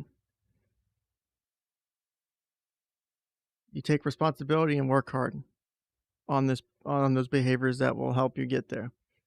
You identify your defenses. You have the courage to give them up. These things can help you get there. These behaviors can help you get there. There's a lot of ways that, you know, using this can help you with goals in life and help you with recognizing that maybe I'm not at a place where I can move on to one of these things. I'm not at a place where things are safe for me, where I can actually truly become one, right? And now there has been a lot of important criticism in the chat here, and there is criticism for this. There's definitely criticism for this theory. You always should criticize things. Never take one thing as an absolute. Never take what I'm saying as an absolute. Do your own research, do your own digging. Always push back on me. I love it when people push back on me. I need it for my own growth too. I don't want to be told I'm right all the time. I hate being told I'm right all the time. It feels good sometimes, but it doesn't always feel good. Because if people are telling me I'm right all the time, then it makes me wonder, are people just saying that because they don't like how I'm going to respond? Or if I'm always right, then that means I'm not learning anything new. Because if I'm always right, then I haven't done anything wrong to learn from. Not that I should do things wrong, but making mistakes is where we learn. Being right all the time doesn't give us the opportunity to make a difference and to learn a new thing or a new skill or a new piece of knowledge.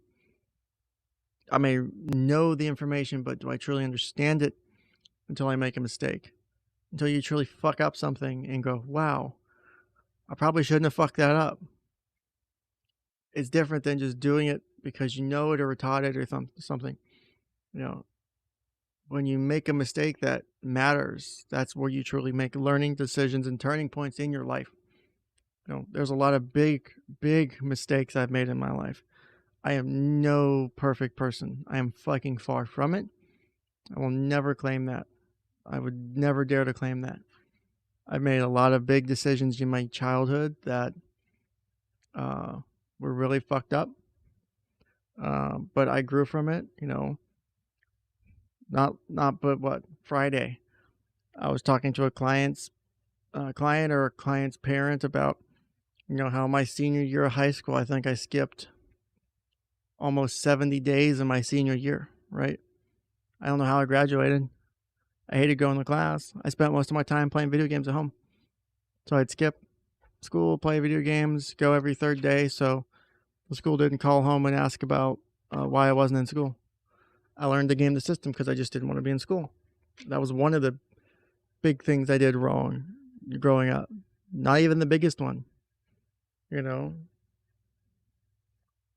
But,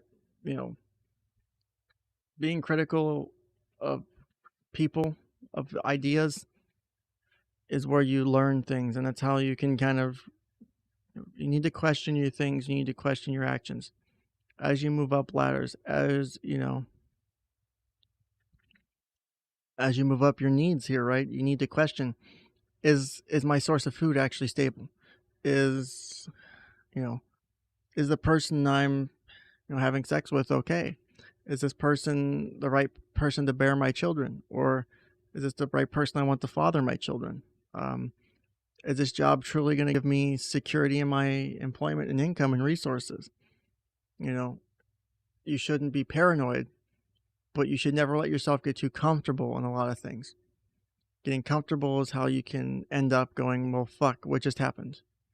That's the people who feel as though, for example, that they just became homeless overnight and they didn't see the pattern of things or the series of events that led up to them becoming homeless because they didn't see the things, they didn't see the writing on the wall. So you gotta pay attention to those things as you move through things, as you move through life. Otherwise, you will fuck up big. if you do question, if you do pay attention, you will be able to make interventions that can mitigate the damage of whatever's going to happen. If you're going to lose your job, you can mitigate the damage by recognizing it ahead of time. Or if you know the job you're in is very risky or not stable, you save up money to put aside for whenever that may happen. You mitigate the fallout from what could happen. That's why questioning and being critical is important. That's why it matters in stuff as simple as choosing a job or where you're getting your food from or what friendships or partners or things you take on in my life or take on in your life. So let's see, just skimming through comments again real quick.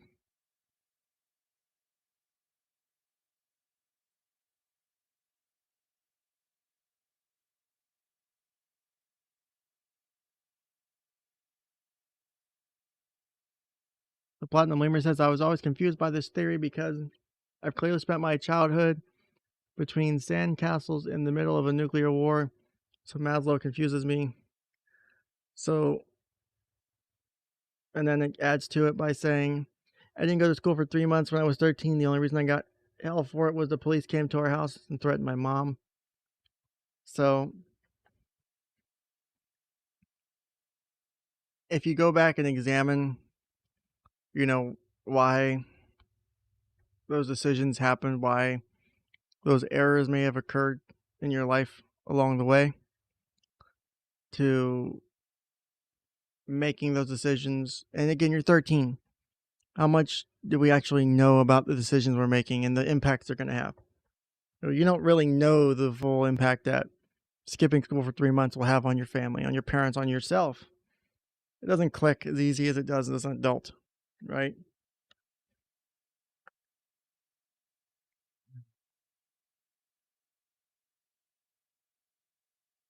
Well, Ryo Hoshi said, the one person I have ever known who truly became homeless overnight was one of my friends in elementary school, 100% because her mother was a stunning failure of a human being. I hope she's okay now. Well, again, I don't know, what happened in that situation, but I imagine something went wrong, you know, for example. There might have been other factors you didn't know about that possibly led up to that homelessness encounter that, contributed to it. Um, Real quick, I need to use the restroom and take a phone call real quick. I'll be right back. Give me just one.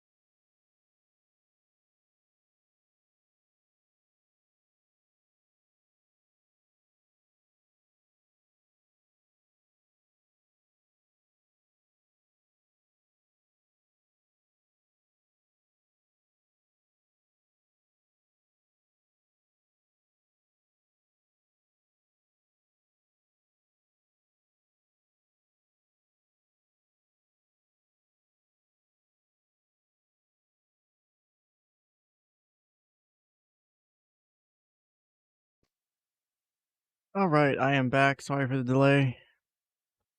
So let's see here.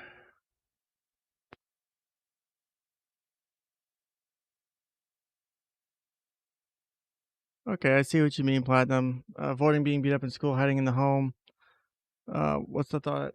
Uh, to lose it, thought it was a win. Yes, it can seem like that at 13, right? 13-year-olds don't make the best decisions. It's very easy to make, those really bad decisions.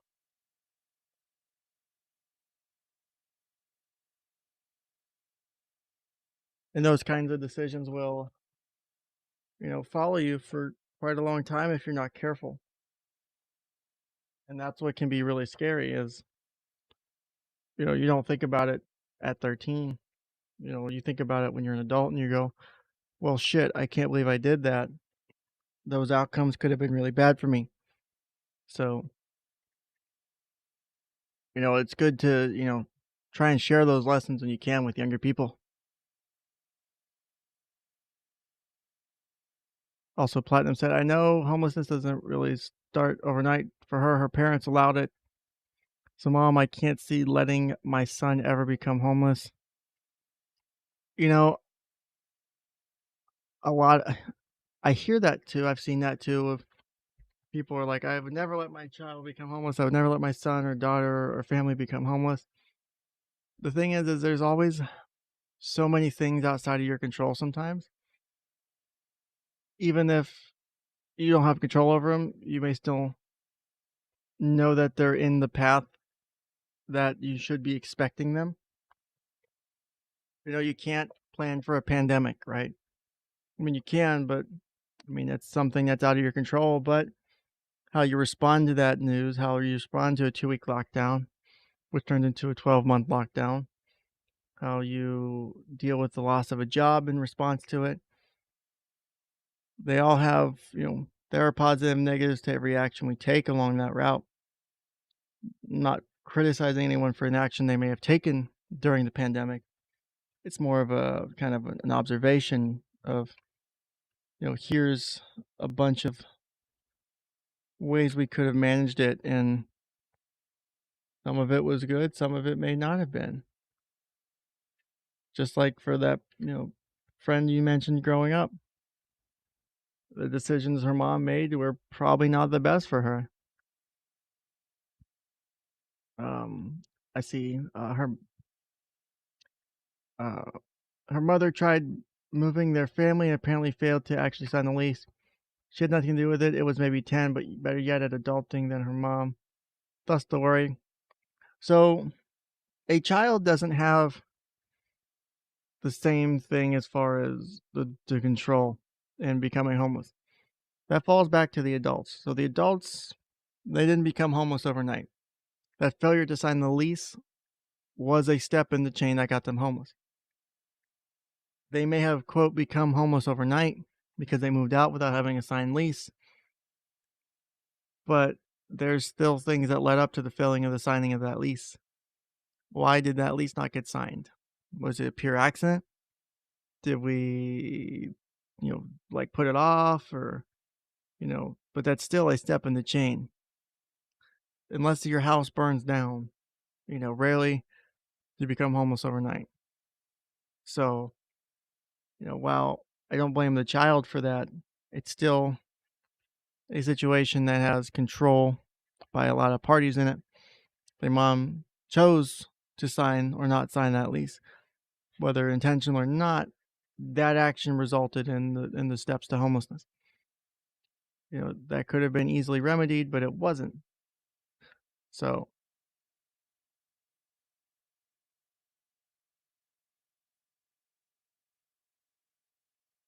let's see here.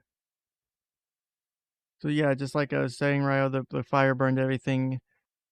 Um, that would probably be one of the true homeless overnight. But you can also make the argument is, did you have money saved up for emergencies? No, you should have 3 months of living expenses at the minimum put aside in savings. No, I know that's not always possible for everyone, but you know, it's a decision to spend that money on other things versus putting it aside. I don't have 3 months in savings. I wish I did. I'd have money to fix my fucking water heater and my AC right now. It has climbed up to 86.5 degrees inside the room I'm doing the streaming, and I'm fucking dying. But here I am. You know, I knew my AC was a bit older. I knew it needed. I knew my system was mismatched. Thank you, assholes, for who installed it when I bought my house. Before I bought the house, so I didn't know it was mismatched until after I bought the house. And my water heater was older. I saw it was needing replaced, and I just didn't do it for time and money reasons, and so it failed, and I'm suffering the consequences. I spent my money on other things. Probably should have spent it on getting that water heater replaced, buying a new one, but those are the choices I made. Should I fault anyone else for them? Probably not. My fault. Yeah, chance worked out against me on that one.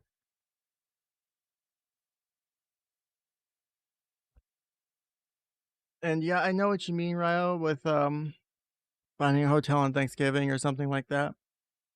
Those are usually the exceptions to the rule. It's very rare that you find people fitting inside the rule that it becomes an almost overnight thing.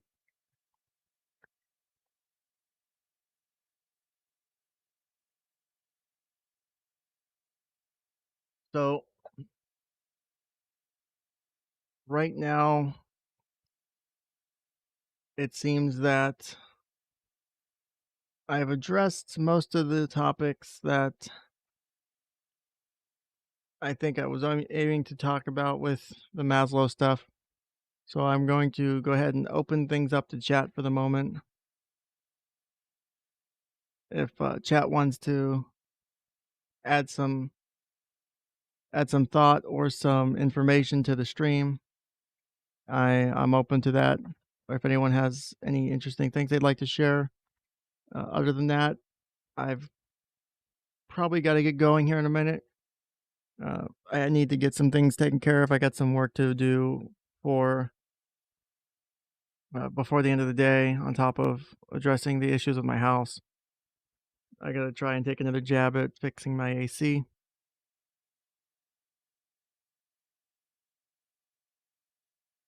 Also,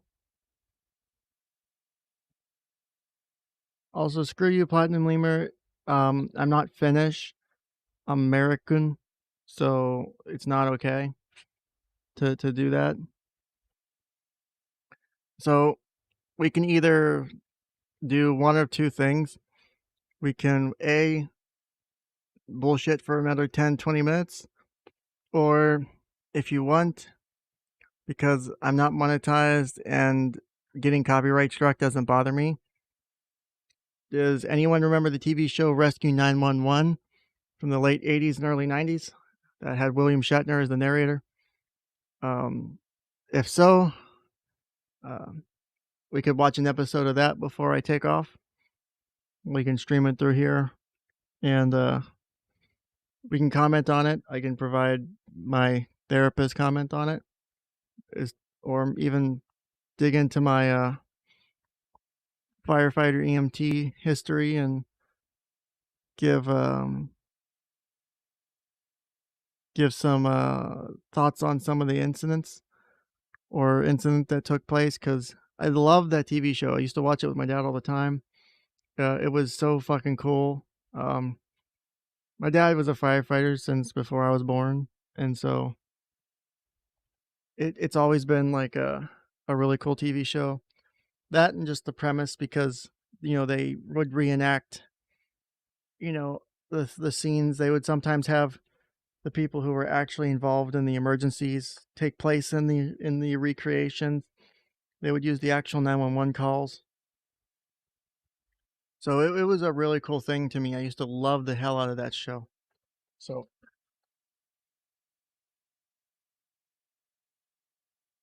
I guess if you guys are gonna bully me into doing this, it's all y'all's bullying here that's forcing me to do this. I can't believe you guys are making me do this here.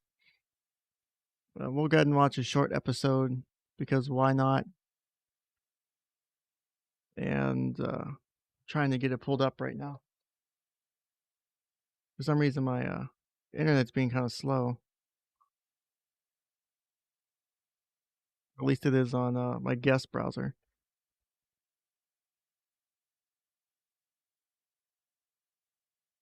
All right, so let me pull up an episode here for why the fuck.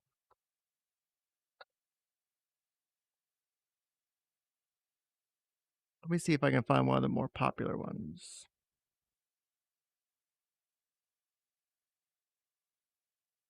There's a good one here.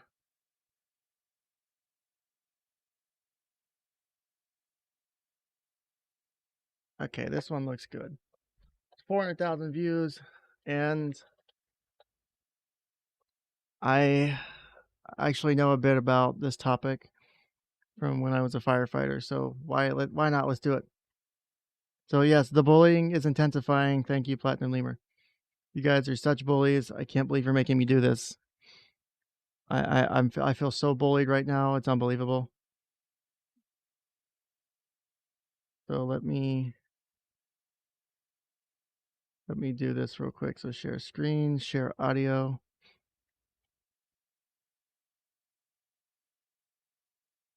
Where is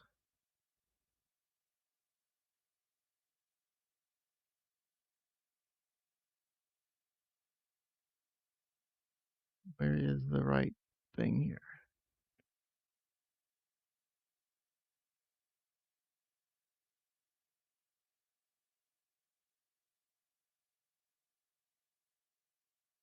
All right.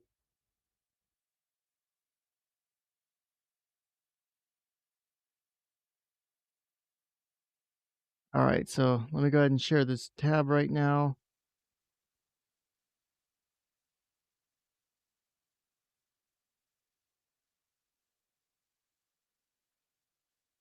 All right, so we're going to watch Rescue 911 episode 512 from December 21st, 1993. It was a holiday themed segment.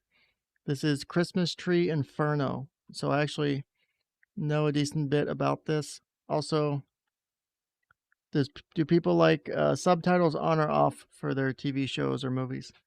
I actually one of those people who like to watch the subtitles when I read or when I watch movies, so I like to read them for some reason. My wife hates it, but I don't care. So I'm gonna start playing the video. If the audio is not coming through, please bully me. So for the one time you can actually please bully. So here we go. Rescue 911, episode 512.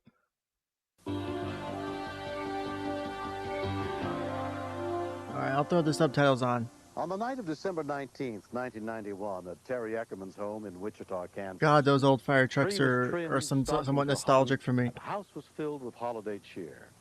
Terry's 4 young children and one of their friends could hardly wait for the last few days to pass before Christmas.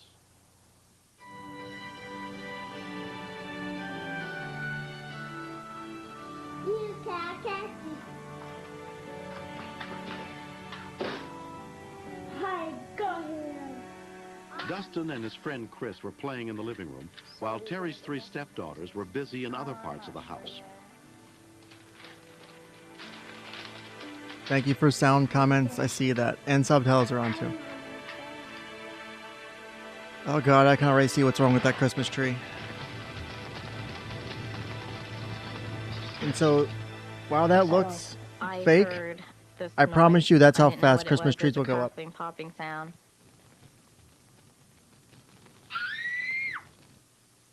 I heard screaming. It was like a danger. Are you smasher passing the child or the babysitter or sister? Affirmative, not because I'm concerned if you're doing it kind of thinking for the wrong person really there. I just got to verify, man. Seeing things or something. I'm just seeing the giant ass fire in my living room. When Terry heard the fire, she ran into the living room. This girl was trying marijuana before Christmas. Everyone out. I looked for the first person I could see, and that was Chris, the little boy I was babysitting. Yes, you need to check your fire extinguishers. Where's the man, Dustin? I don't know. you need to check your fire extinguishers and 13-year-old check your Danae smoke saw her alarms little when brother you Dustin run into his change bedroom. your clocks for daylight savings. Dustin! Don't run under the I got down bed. on my knees Don't run to under tell the him we had to fucking get bed. out, That's the worst thing you can but he do. wouldn't listen to me. I was really scared that I wasn't gonna get him out, I don't want to go. and that I I wasn't don't gonna want to get go out out of the because I really burning don't house. leave Oh my in that god. room until I I'm have dying to. right now. Not dying like these people would have, but 11-year-old you get the Devin drift. escaped out the back door and ran to her neighbor, Leonard Piesinger, for help. She was screaming and yelling, "My house is on fire." I turned immediately, went right back in the house, and called the fire department. Dustin, let's go. Come on. He was huddled way back in the corner. Come on, it's a fire. Let's go. There was lots and lots of smoke, and it was getting harder to see and harder to breathe.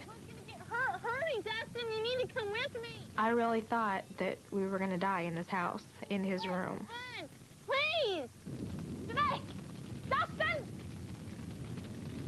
I was saying, oh my God, I've got to find everybody. I don't know where they are, but I've got to find Yeah, they burn like crazy. All of a sudden, there was a flash of fire. So I'm going to pause and real it quick. was- I'm going to teach you guys some fire science real quick because it's actually kind of neat. So there's several different stages of fire in a building. And I'll also show you a training video from the National Institute of Science, Science and Technology, or NIST, or whatever. I fucking forget the name. So there's several layers. There's several steps to a fire progression in an enclosed space like a house, right, or in a room. So there's an event called flashover that happens during a fire. It's when all combustible materials in a room will ignite at once. And even a firefighter in full turnout gear, SCB and everything, has about 3 to 5 seconds to get out of that room before they're dead. A person who's not wearing protective material is dead when a flashover happens if you do not get like out within a second, and you're still going to suffer major burns. I But was you'll saying, start to oh see my God, I've got to a find lot of everybody. I don't know where they are. in a but lot I've of gotta these find them. areas, you'll start to see different things start off All gassing. of a sudden, there was This a right here flash. is called rollover. So it's when the flames start traveling up the wall and they roll up the ceiling, and they'll also start to roll down the ceiling, down the wall too. Of fire, And also, yes, and it was it just is fire everywhere. stay low. You want to suck the floor if you can. When I was in the fire academy, they made us go into a burning building I without was our trying to air go out hooked the up front door, since that was the closest and exit. made us, as the Almost smoke everything started to around the layer, Christmas tree was in flames. we had to get down and suck the I floor started towards the to back see door. where the clear air was. So you learn to not run through the hot ass gases, Dustin was screaming, because at this and level he was where this kicking person's me and, at, like, let me go. I in don't wanna that go out burning here. I room, just you're wanna go back to talking my several room. hundred degrees temperature of the air from the hot gases. So it's pretty bad. Dustin! Then all of a sudden, he just wasn't there anymore. It was like he had just vanished or something. He just wasn't there. So a child will go under the bed because it's a safe place for them. Remember, you're talking about a very scary event for a child that young. I just And said, they oh don't God, understand please don't necessarily let in an my baby emergency die. that they need to run and get away. And right It's a after I very said scary that, incident that happened the for them. smoke cleared away from around him, just for a second. And I reached in and pulled him out. You I probably should did have learn that known from that Rescue there was 911, something wrong or with you learned him. it from one I of the was just fire so safety glad to trainings in see elementary him school. that I didn't think about that. I just wanted to get away from the house.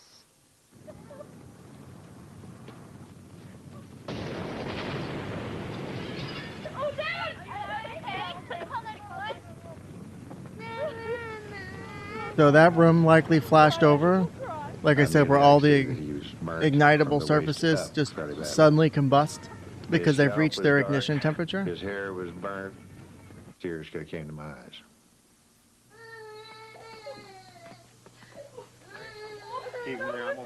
I knew he needed to get those hands under cool water as soon as possible, and I knew it was bad enough that we need to get paramedics in. I'm going out and see if I can get some help. The thing that ran through my head was I was afraid I was going to lose my little brother. He was only 2, and I love him to death, and I don't want to lose him. Within 3 minutes of the call, Wichita Fire and Sedgwick County EMS units arrived. I'll show you a video after this that shows you what a room Alan flashing over Green. looks like from a Christmas tree. Upon entering the house, I determined that Dustin was in critical condition. About 18 months old. Okay. Yeah, a He child appeared that to young have with those kind of burns is over pretty his bad. face, his arms, hands, and across his chest and abdomen. What's his name? And as a first I knew responder, we as a had a firefighter, that's life-threatening really situation shitty at to that watch time. and happen. Like, it's really hard to stay focused in the moment and to not, like, let your emotions kind of overwhelm you. Dwayne Eckerman Because you're got like, home from a work lot of people shortly have after kids that help young or arrived. have had kids that young, and it's like, oh my God. At this point, I still didn't know to what extent Dustin was burned. I tried to stay as calm as I could, and especially for Danae and my other Yeah, two the girls. flashover pictures are really fucking was a cool. lot of Rollover fear, pictures are pretty cool too. Uncertainty. Excuse me. My God, their life had just gone up in smoke.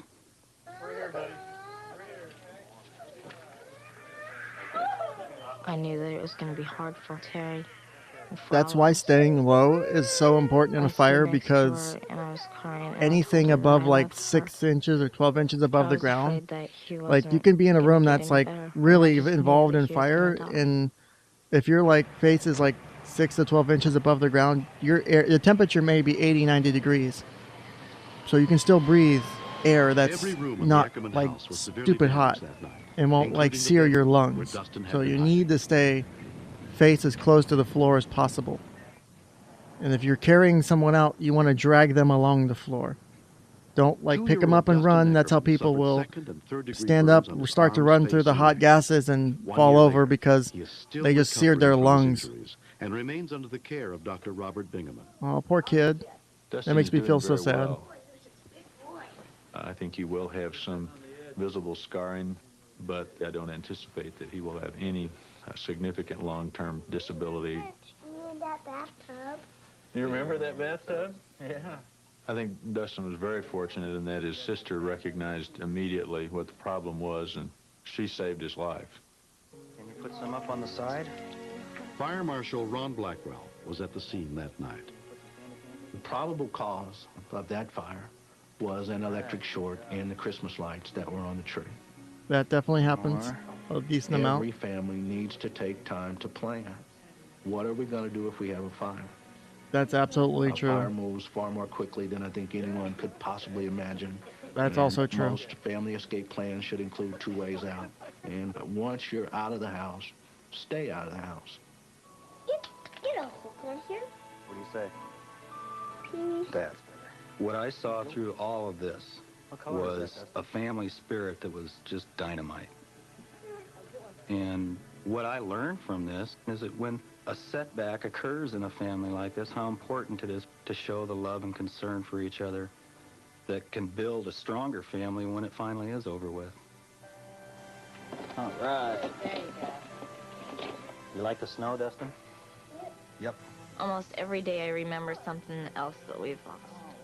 Because there's so many pictures and so many memories that are gone. That I would rather have my family than my house. Because my family's going to be with me forever.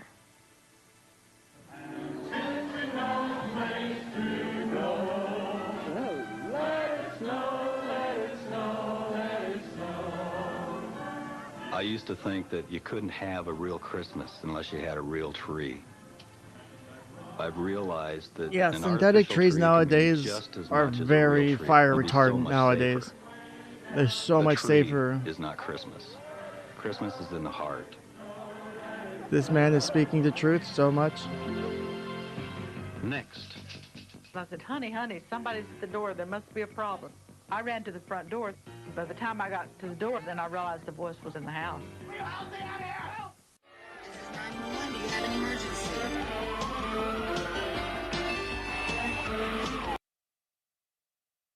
Also, I'm gonna send props to All Good 2000. This guy's channel, he's got like most of the Rescue 911 videos ever released on YouTube.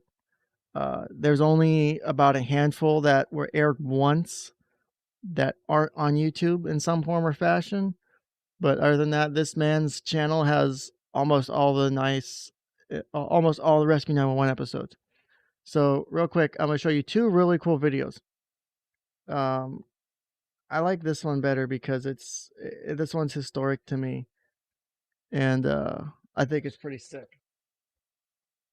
So this is what happens when you have a Christmas tree that is not watered. This is so like that video we just watched from Rescue 911. A lot of people will think it's fake because of how fast the building caught on fire. So this is a dry Scotch tree fire. So notice, so look how fast this happens. 5 seconds, you have the entire tree engulfed in flames. 10 seconds, you've got flames rolling up the ceiling and you've got smoke rolling down the sides here of the walls. And then pay attention to the carpet over here. Like you'll see right here on the carpet how it's giving off gas. That's that off-gassing I was mentioning. See how that just caught on fire there? You'll see the bunny start to give off gas too. So the bunny is about to become, the whole room is basically fully involved in fire in 30 seconds or less. So there's your flashover. Every ignitable surface is involved. That room is now no longer survivable. It was probably no longer survivable for most people. Like right around here, you see the smoke layering. You have some time. It's hot. You don't want to get up. You want to stay low, stay on the floor and get out. But this was not, there's nothing special about this. That was just a dry pine tree. It had a small electrical short that went up, and that room was completely involved in less than a minute. And then for comparison, here is a similar link. So here's a similar video. I know we went from talking about psychology and hierarchy and needs to doing fire science and stuff. But this is one of my old loves. So that gassing is 99% of people are living in a delusion. Okay, I don't care about that. Skip trial. So real quick, affirmative not asked, what is that gassing? So what happens when a fire is occurring is a process called pyrolysis. So whenever an object, wood, or any flammable material is heated, the wood, it's the solid material itself does not burn. What happens is the material heats up and gives off a gas. That gas is what actually ignites on fire. It's really trippy, and it's kind of hard to grasp at first if you're not sure of it. So whenever the room is being heated up from the sheer temperature of that fire, all of that combustible material is starting to off gas. So it's giving off its combustible gases. And then when the flashover occurs, all of the items in the room have reached their ignition temperature and then can suddenly ignite, right? That's what's happening in that process.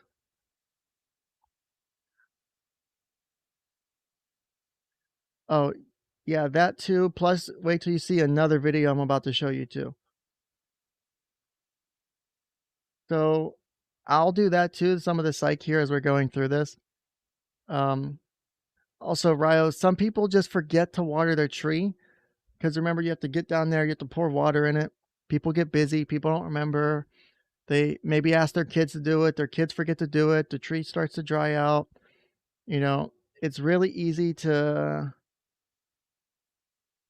forget to do that. Also, I was pretty young when I got my first lessons on first aid. The training helped me being calm, if nothing else, because I knew it could help and focus on that.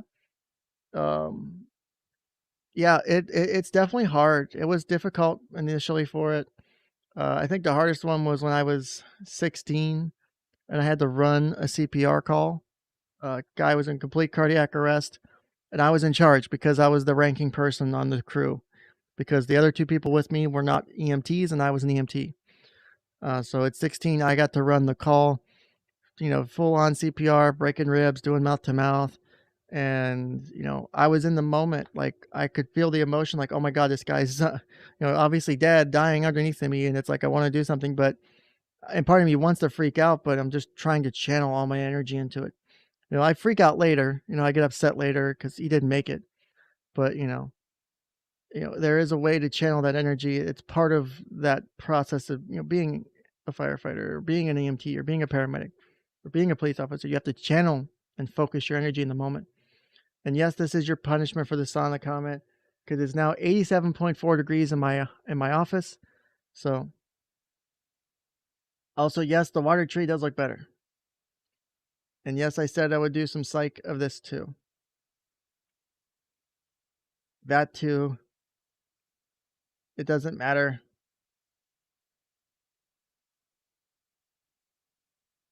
Yes, and so CPR and especially using an AED, if a witnessed heart attack or a cardiac incident happens and you're able to start CPR immediately and use an AED if available, you so much increase the chances of someone surviving that and actually living. A witnessed event like that and starting CPR immediately saves so much. Uh, the significant increase in the lives saved versus not is such a huge deal. So let me go ahead and play this video, and you're going to see the difference in just how fast that dry tree goes up versus that water tree. So pay attention to the clock. So 3 seconds, 4, 5.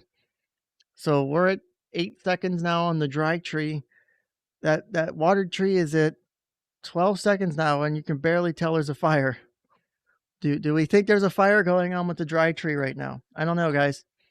Do you see a fire going on with the dry tree? I don't see anything. I don't know. Is there a fire? I can't tell. So, real quick, I'm gonna rewind the tape. We're gonna wind that back. Right here is about the level where that. Let me go back.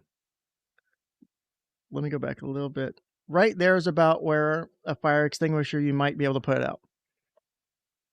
About now, it's too late to put it out with a fire extinguisher. You need to get the fuck out of there.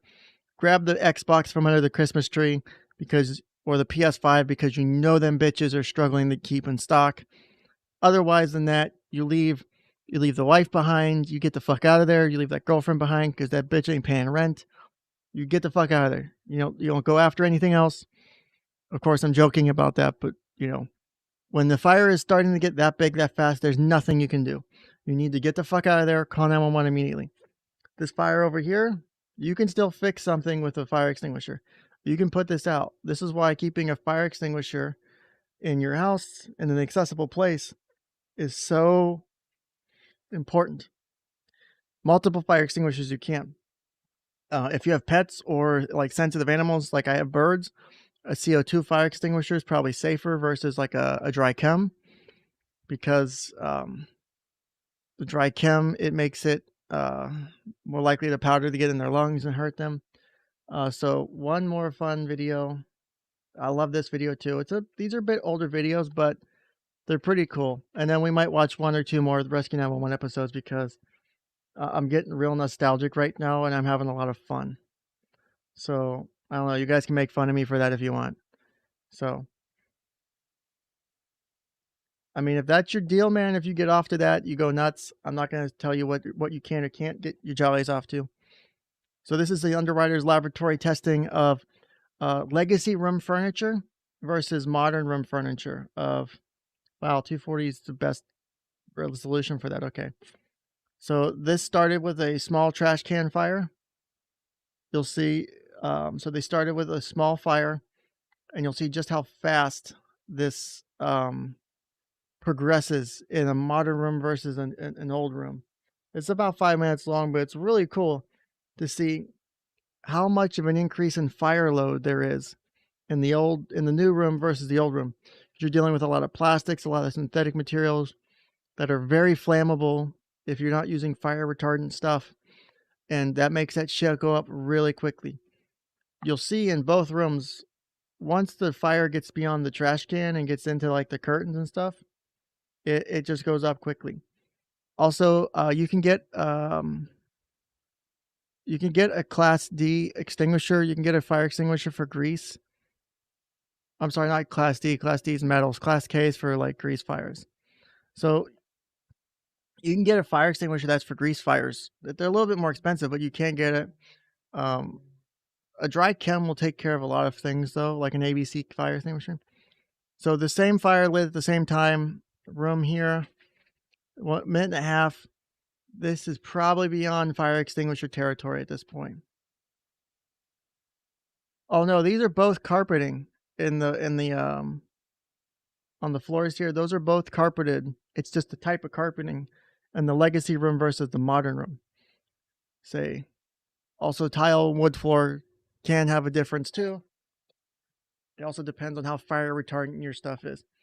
So you see here at 2 minutes in, and this is why getting out of the building is so important, doing it fast. Because the longer you stay in there, the more likely you are to not get out. So as you can see here, see how the smoke is starting to layer? These are really hot gases up here. The temperature has an incline, there's a level, there's layering. So let me pull out my pen real quick. So there's layers of, God damn it. There's layers of hot gases at different temperatures as the room gets hotter and hotter, right? So that's why staying low to the ground is so important. Is the lower you stay, the cleaner the air is. As you can see, the air up here is really hot and really smoky and really dirty. But if you were to crawl along the floor here, it's a lot safer and you're more likely to survive that.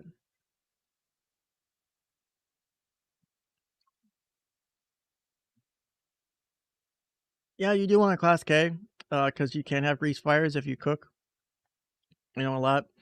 So you can see here at 3 minutes, this room is be pretty fully involved. You see all the off-gassing of the carpet here because remember, it's nowhere near the fire. And we're flashing over basically at this point. This room would not be survivable by a person. A firefighter would need to be in full turnout gear and be out of that room in a few seconds. It's pretty bad when it gets to this point. Like that went from a small trash can fire to this in a modern room in 3.5 minutes. But look at this old room. We're at 4 minutes. And yeah, this is bad over here. This is not good at all. But it's way better than what's over here. Like this is so bad.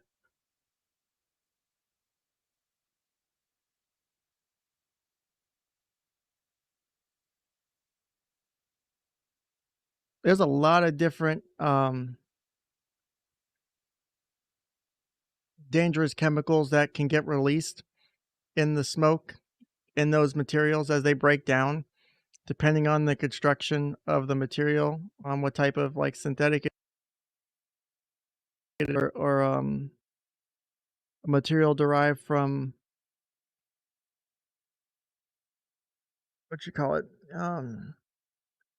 petroleum products. So look, we're at 14 minutes, 15 minutes, and we still haven't gotten that far in this old room. 19, 20 minutes, nothing. 24, 25 minutes till we get to this point. We had flashover in 3:40 on this old.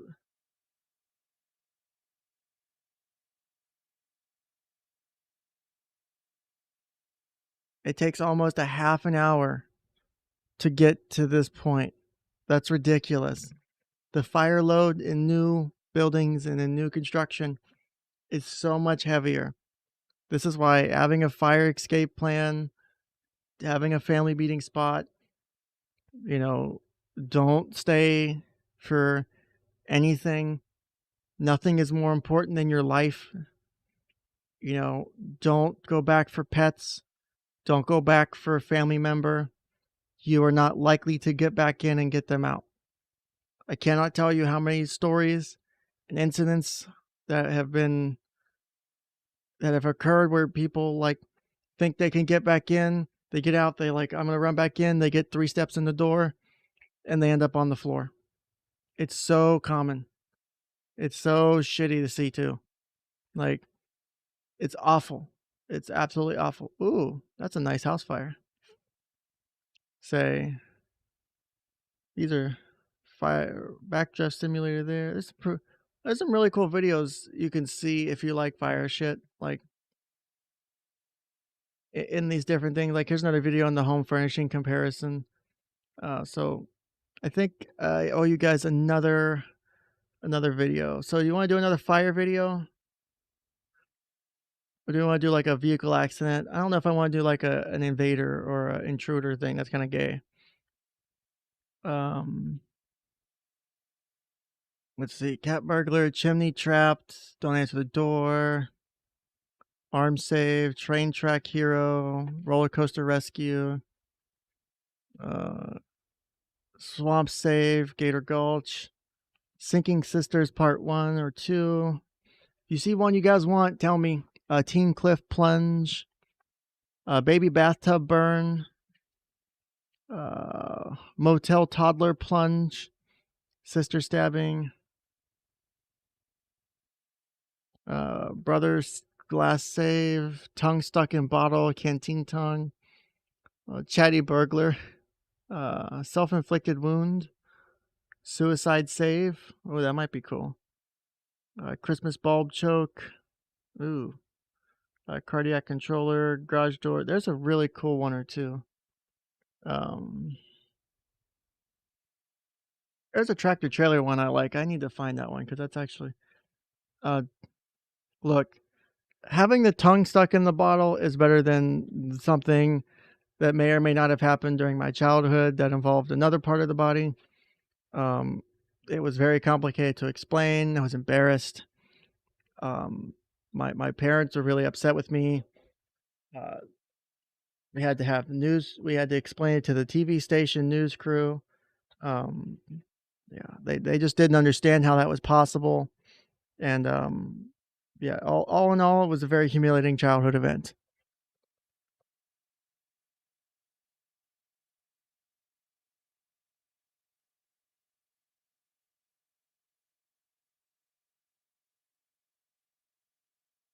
And before you think it was my penis, you guys are sick. It was my nose.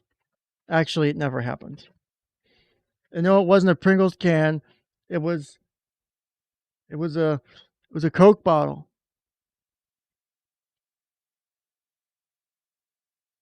You sick perverts. I think this one. Yeah, I like this one. It's been one of my favorites, and it's got 2.5 million views. It's one of the more popular Rescue 911 videos. This is Runaway Truck from episode 220, aired February 26, 1991.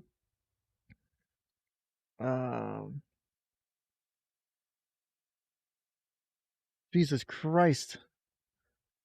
Yeah, that's 240p for fucking sure. Let me do subtitles though. In Nova Scotia, get the Canadians in here. Make sure I got sound too, guys.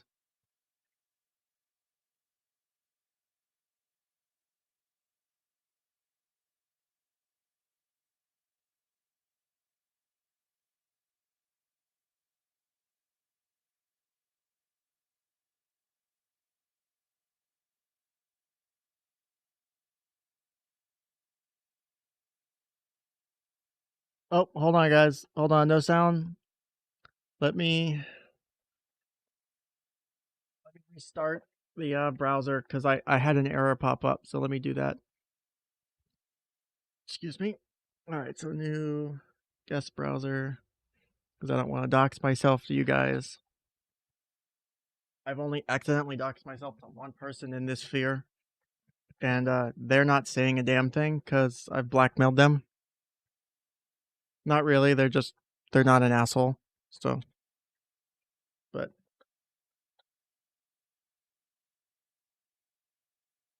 look, I might have been muted for this episode or this video, but I wasn't late or gay, was I? No, I think I actually was late. So don't make fun.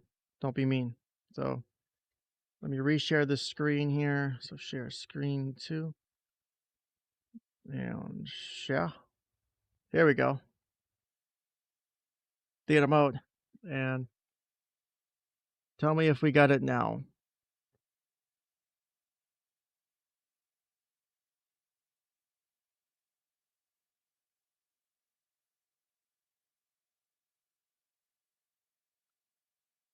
Oh, that's cool, Platinum. Say thanks for hanging out. I know we're just watching Rescue 911 stuff now.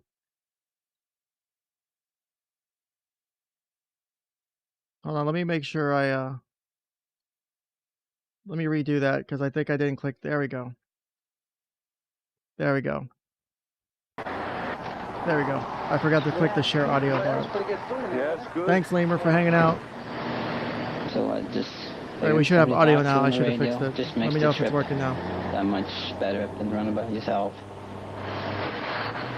Wayne Waite was driving an 18-wheeled refrigeration truck packed with 47,000 pounds of frozen fruit. That's a lot of food. We got sound. Thank Louis' you. flatbed semi was hauling 33,000 pounds of steel. I'm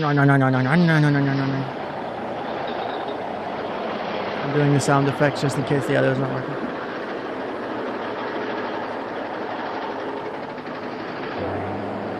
Wayne led the way as they headed out around 6 a.m.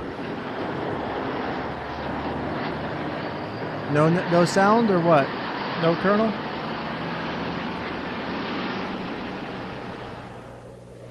Though they both drove for the same company, it was the first time they had ever driven this road together. So we're just running along, chatting back and forth now. TV radio. Okay, why don't you let me come around here, Wayne? Okay, hang on a second. I'll let you know this clear up ahead. We got a straight coming up. Hey, Greg, we're coming on the curve. This is good. Okay, gas a little late in the stream here.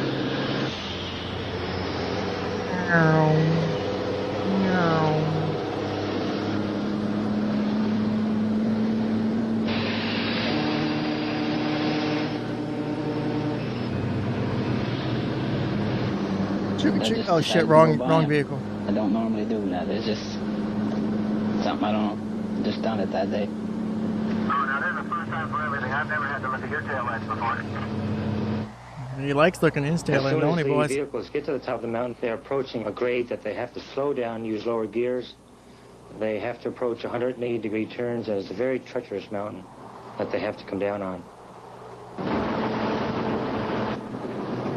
No, it's treacherous just going down on my ex-girlfriend. Okay, buddy, what do you think about coming off here about 20 miles an hour? That's about top for me. I don't want to go through those S-turns any faster than that, Wade. Yeah, me neither. We'll just take her down here easy, yeah. I'll get back to you in a minute. I'm going to check the brakes, see how they're doing. This is the part where we shit ourselves. Because if it's me, and I don't have any brakes, I'm probably bailing the fuck out. I don't give a shit about that frozen food. I don't care about the starving children in Africa, Nova Scotia. They're fucked. I'm bailing. Wayne then tried to use his emergency brakes. You know it's shit when the emergency brakes don't work. You just picked a bad day to go to work. Wayne's tractor trailer weighed 49 tons, fully loaded. A truck that heavy could not possibly make it safely to the bottom of the winding mountain road without any brakes. Oh, I tried to drop a gear and it's not holding. I'm going to have to pick it back up again. The audio's so bad that the captioning can't even pick it up. It was the only thing to do. I had brakes, not knowing if they would hold two rigs or not. I had to try. Less than a mile ahead was a stretch of road with enough straightaway for Louis to attempt to use his truck to stop Wayne's. It was their only chance before they reached a curve so sharp it would be impossible for Wayne to maneuver without brakes. As they headed downhill, Wayne was rapidly picking up speed. Louis was forced to keep accelerating to stay ahead of Wayne's truck. Yeah, those runaway truck ramps are a fucking godsend, aren't they? Oh man, my butthole's puckering seeing how close they're coming to them curves, man. Fuck that truck.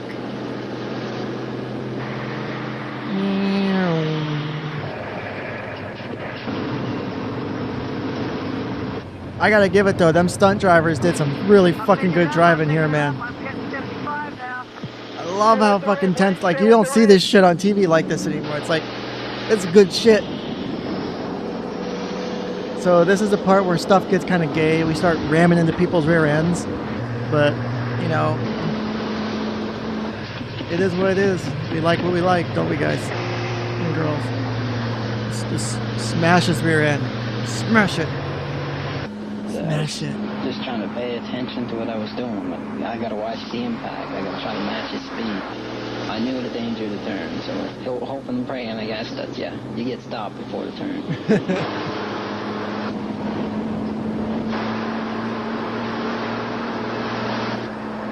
So this is the part where probably most people like would lose their shit.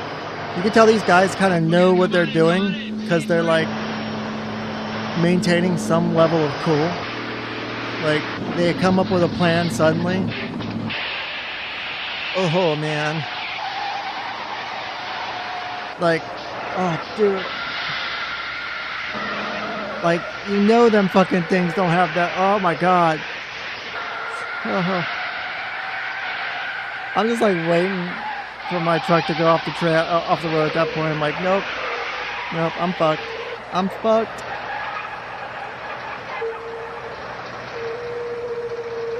The two trucks came to a stop less than 500 feet from the curve.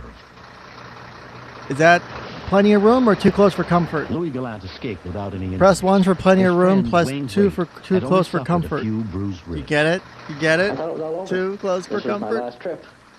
Because at that mountain, if you're Yes, I know my humor's hold bad. one vehicle, don't make fun of me. you're thankful because it is a treacherous mountain. 7 years later, Louis and Wayne and their families have become close. I knew I had one chance to save him. And I just wanted to do it right. I didn't want no. I knew I had one no chance to mistakes. save him, and I said, If he fuck would've hit that. him and go, like, I like my Boston truck. Post now, like, it would have probably took I me just out put these too. brakes on my truck. He was Fuck a that friend guy. before that, but he's a special friend now. He's a special friend because his friend doesn't know how to do a brake check. You never forget. It's once in a lifetime. You never want it to happen again. Bullshit. You want to have it happen Wayne twice. still drives semis for a living. Gay hug, But gay 3 hug. years after that day, Louis retired from trucking. Oh, what a bitch. Who gives up after 3 years after that? Come on. Fuck it. Let's do another one. Runaway boxcars. 1.4 million views. When 2 runaway boxcars push an occupied car down train tracks, a cop risks his life to stop the boxcars before they send the car crashing over a bridge. Oh, I think I remember this one. This is from the first season. On October 3rd, 1985, Michigan State Trooper David Hare was only an hour away from the end Still of his shift. 240p. But on Jesus this Christ. day, David would not be able to serve out his time uneventfully. Instead, he was forced to watch as a freak accident on a road outside Northville, Michigan, changed the lives it touched forever. Better than better than the things that touched me. When a train is coming to a crossing, signals, lights, and guardrails are triggered to warn everyone to get off the tracks before hundreds of tons of steel roll through. The result of death is much higher with these than any other type of land accident. The comparative weight of a train and a car, there's just no match. The train itself weighs as much as 200 automobiles, so the engineer actually feels nothing when he hits a car. Yeah, he feels nothing emotionally too because he's like, fuck these guys for getting on my tracks. Around 2 in the afternoon, George and Celine Yokins were driving west on 7 Mile Road on their way to lunch.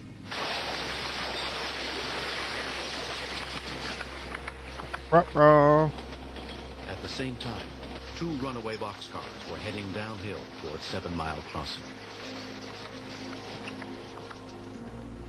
State Trooper David Hare was Jesus Christ, look at that old state trooper car with the big right on the top. I was returning to the Northville Post.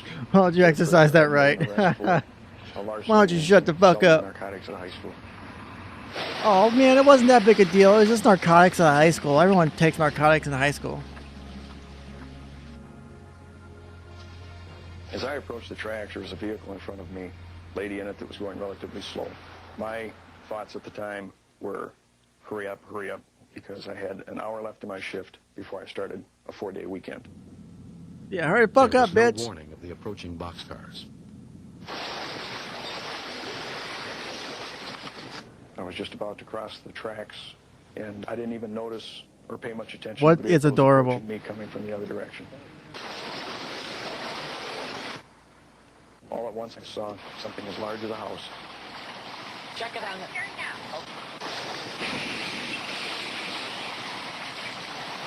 And I remember thinking that there's no way anybody's going to be alive in that car. Dawn Kelly saw the collision from her van. Boxcar came through the intersection. The blinking lights didn't flash. The gates didn't come down. I knew right away that the person who was sitting on the passenger side was going to be hurt.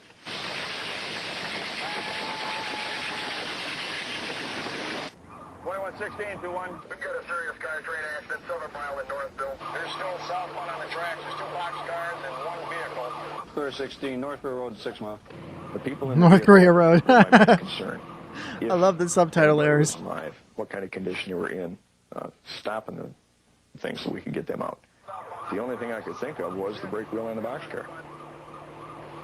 I put my foot to the floor. My attention was not only to get ahead of the boxcars. Oh, okay. He's justifying speeding. Look at him abusing his authority. Relatively quickly. The bridge at 6 Mile was of great concern to me. Rip my new paint job on my box cars. At any speed, I have no idea what's going to happen. If it's going to dislodge the vehicle, drop it onto the road underneath the bridge, just derail the boxcars, I have no idea. What you don't know is those boxcars are remnants from 1945 Germany. That's what I heard. That's what I heard. I don't know if it's true. I don't know how they made it to America and people survived in them that long, but that's what I heard.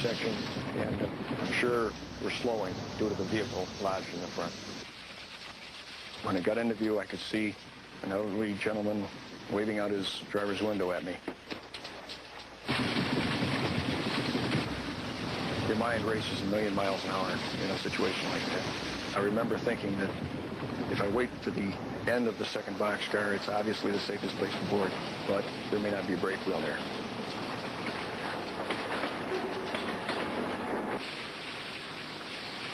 I elected to board between the boxcars, hoping that one car or the other would have a brake wheel.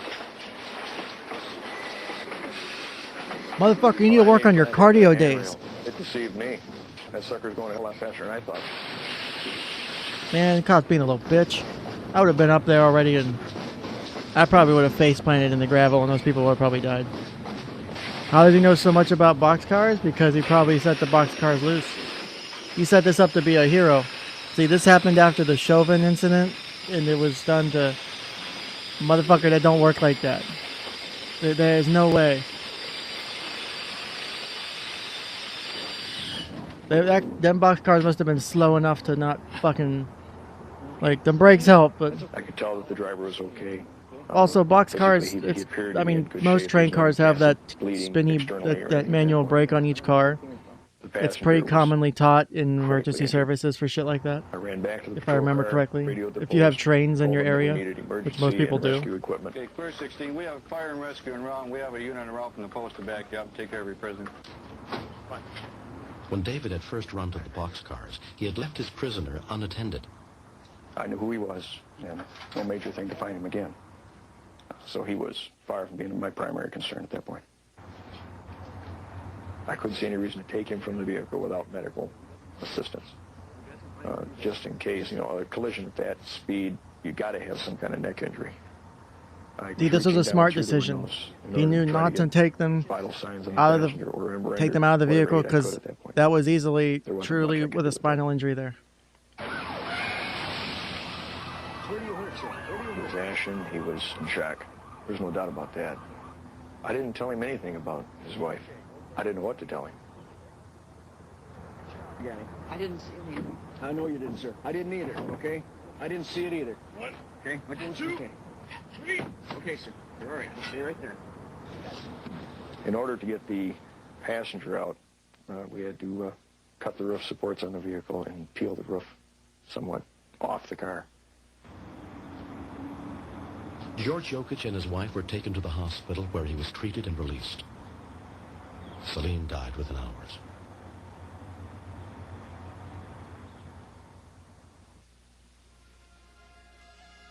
George and Celine had been married for 43 years. We had a very good life together. We did. We very fruitful. We had 2 daughters. Now I have 3 grandchildren. And she was Very good woman. 4 years later, George has made a new life for himself. He's married again to a woman. Okay, I'm back. I known ran for to use the years. restroom real quick. You got to realize that there's nothing you can do about death. It's definite.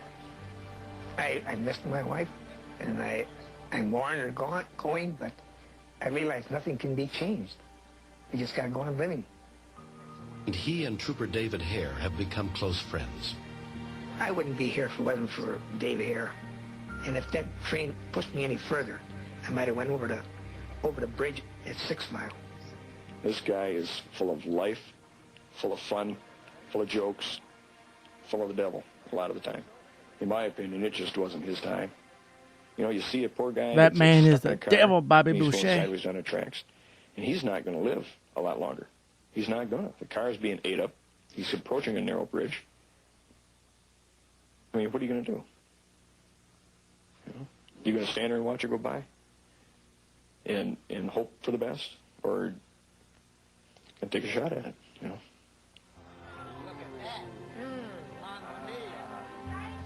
George has a very different view of what David did.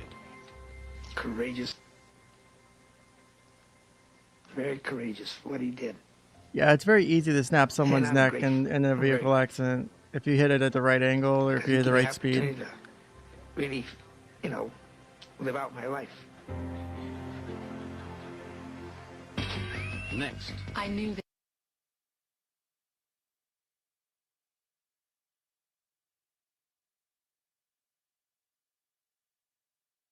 All right, what's this one?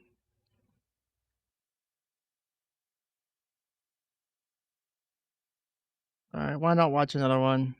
I'm already invested with you guys on this. Plus, I'm having way too much fun with this, unfortunately. I don't know if that's a good thing or a Ramsey, bad New thing. Jersey, the kind of town where The nothing much conductor ever jumped off happens. his train to But save on 2 Monday, toddlers May playing 1st on the of this tracks. year, something Wow. frightening did.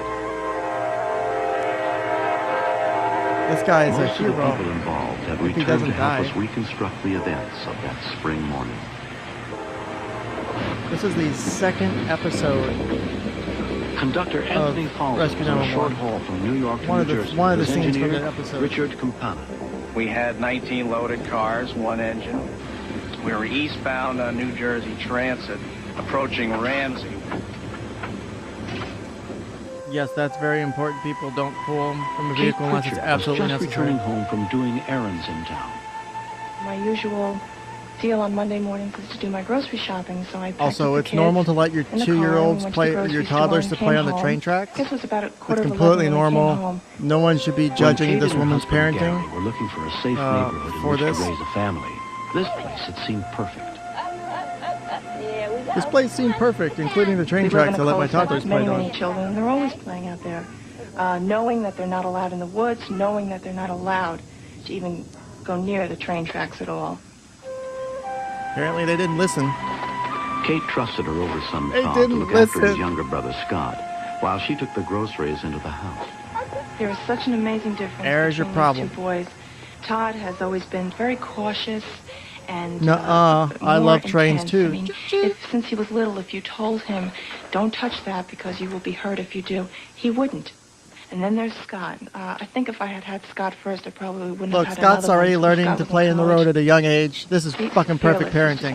basically I have no fearless. problems as a therapist here. And the tracks are temptingly close, less than 300 feet from the Pritchard family home.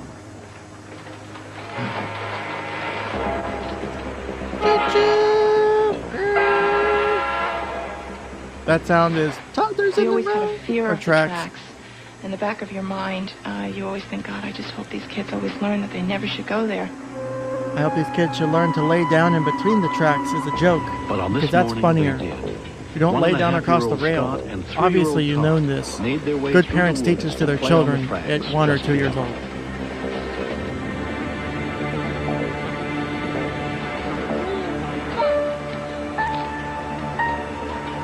They saw something moving, and it moved like something alive, not like wind blowing something or, something like that.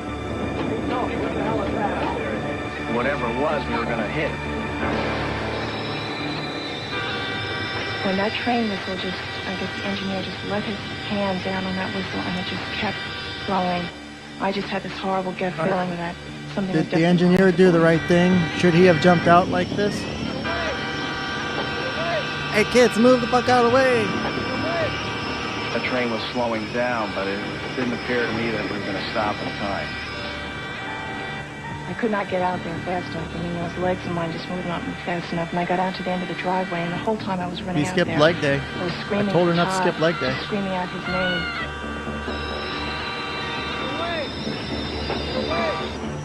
Press 1 if you think you're going to see bloody toddler. Press 2 if you think everything will be okay. I lost view from the front of the engine. I can't see directly down in front of me. The wide snow plow on the front of the train had only 12 inches of clearance.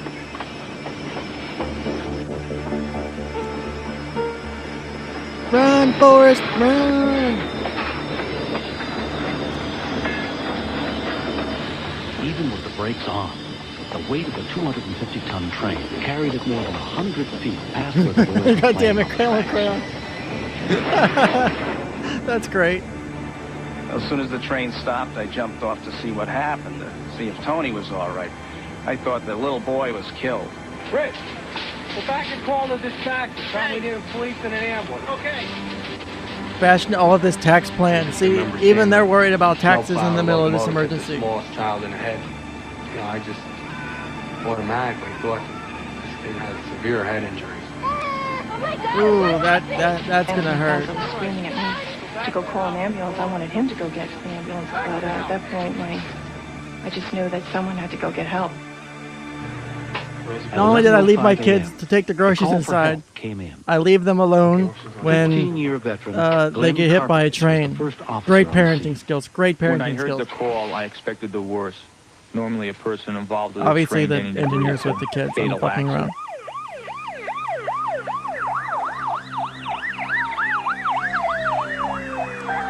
I will say one of my scariest experiences ever was during my EMT training. I said, Scott was hit by a train. Being in the back of the ambulance, going like 90 miles an hour on winding backcountry roads. I almost shit myself because of how scary that was. I thought I was going to die. And I was an EMT at the time, like finishing up training. They said, we got to get you to the hospital. And I said, please just wait a few more minutes for my husband, knowing that if he got there and saw us gone, the poor guy would have just fallen apart. I wanted him there with me. What do you mean a child trailer in a train? Obviously, I wouldn't think it would end well, but when you're what do you running mean all by these that? kind of scenarios, what happened? How could this happen? What went wrong? What was he doing there? Where was everybody? When the paramedics arrived, Scott was taken to the hospital baby off them for tracks. examination. We're going to leave. You'll be all right. You'll be fine. After 6 stitches on the forehead and 7 on the chin, Scott was released. Miraculously, Damn, that kid's gonna have some neither nice boy battle was scars. seriously injured. My Holy only, shit.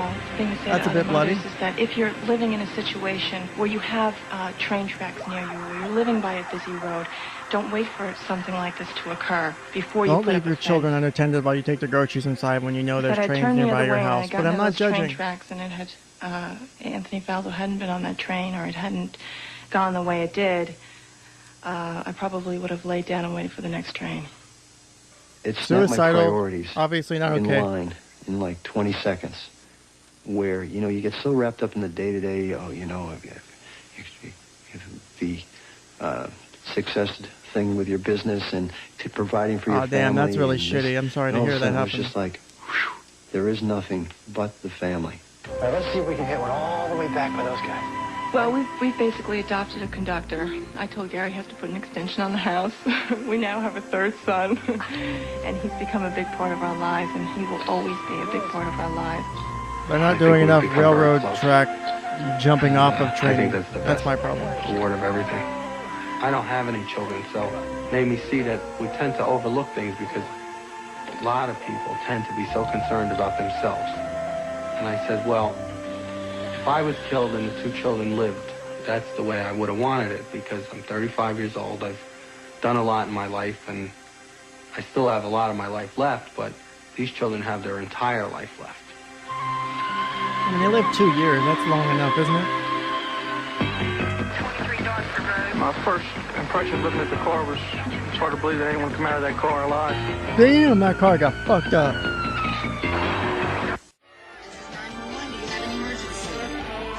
Alright, let's do runaway school bus, because that looks good.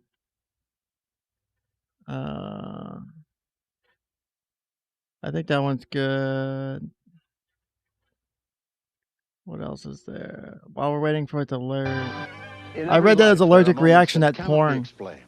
Moments of mystery and luck, good or bad, when fate may make all the difference. We begin around 7 a.m. on the morning of October 3rd. You guys are totally keeping me from the work I'm supposed to be doing right now, but I do not give a shit. I really need this de-stressor. You guys are giving me a perfect reason to not do work. I'll blame it on you guys when my wife yells at me. This day, the kids were running behind schedule, and so was I. Larry and Jarek were trying to convince me to drive them to school. And I said, look, you have to be at school at a certain time and I have to be at work, so I need you to get on the bus, okay? So reluctantly, they said, okay, but they went. 20 children rode Ernestine Blackman's bus to Belle Reve Elementary School each day. So there's totally no connection to this, but I started playing Cuckold Simulator earlier. I don't know why I'm suddenly reminded of that for some reason. I have no idea what the correlation would be. Larry was actually complaining about where the bus driver had assigned him to sit.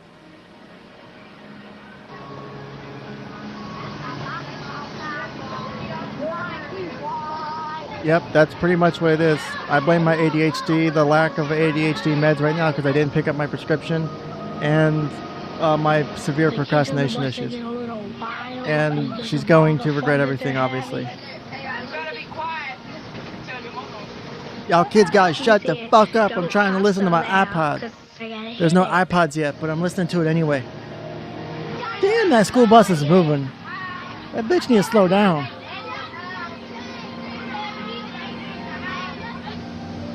Damn, it's hot. It does look severely like Ron Toye. I'm still considering paying the developer to create a Toye add-on or something. Oh shit! This is why you don't have too many. This is why you don't have too many drinks the night before you, or a couple hours before you do school bus driving. Bitch got a lead foot.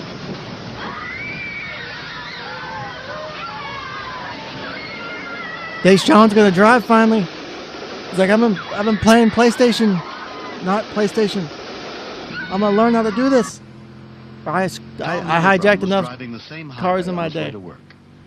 All of a sudden, the school bus just seemed to come out. Oh, white guy's got to play the hero, doesn't he? Right? Notice the like demographics of the bus.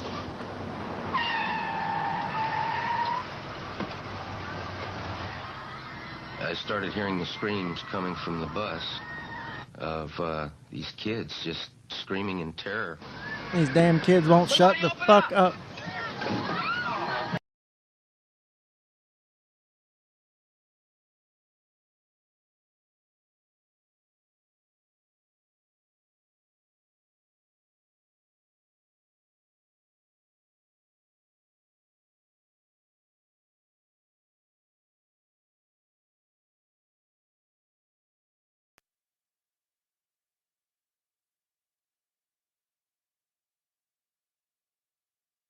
Or any kids. Sorry, I hit the them back didn't button think on my so, but stream. their driver I'm was bad. in definite trouble.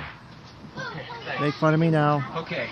I said, who stopped this? I killed all the anyway? students on the How did you bus guys by turning stop? off the stream. That's what And they all happened. start shouting, Larry did it! Larry did it! And I go, well, where's Larry? And this little head pops up, deadpan face, and he goes, I'm Larry. I thought to myself, somebody's gotta do something, or all hope is lost and everybody's just gonna All die. hope is lost. This kid's so morbid. I love him. This kid's my favorite person right now. At first, I thought a lot of people were If I don't do shit, everybody's gonna die. That's the way you move about life. They never got up or nothing. They just sat there and cried and cried and cried. I was sad because she was real hurt and she had to go to the hospital. And I thought she was in real pain, and she was. At the local No, I thought the pain was it was fake. determined That that bitch was faking 43-year-old it. That was Ernestine clearly Blackman faking it. had suffered a The stroke. teacher just wanted to get out of school that day. The bus driver, I mean, when I get out of school. Lauren Champagne couldn't be prouder of his 10-year-old grandson. Larry and I, from time to time, we work together on my old vehicles. I've got 2 old trucks, and he's familiar enough that he knows that a brake is supposed to stop something. He believes that he has a tremendous amount of knowledge at his age, so he feels comfortable with taking action and doing those things. 3 weeks before the incident with Larry, we had a tragedy. I lost my son, who is Larry's father. Oh, damn, and then when that this sucks. thing came, that was like an answer from God. We could sit and talk that maybe God called your father in. We lost him, one life. But through your father, you know, you possibly have saved many other lives. All the awards and everything that I got, I never occurred that all of this was going to happen, so I never thought of myself as a hero. Larry was even named honorary ball boy at a St. Louis Rams game.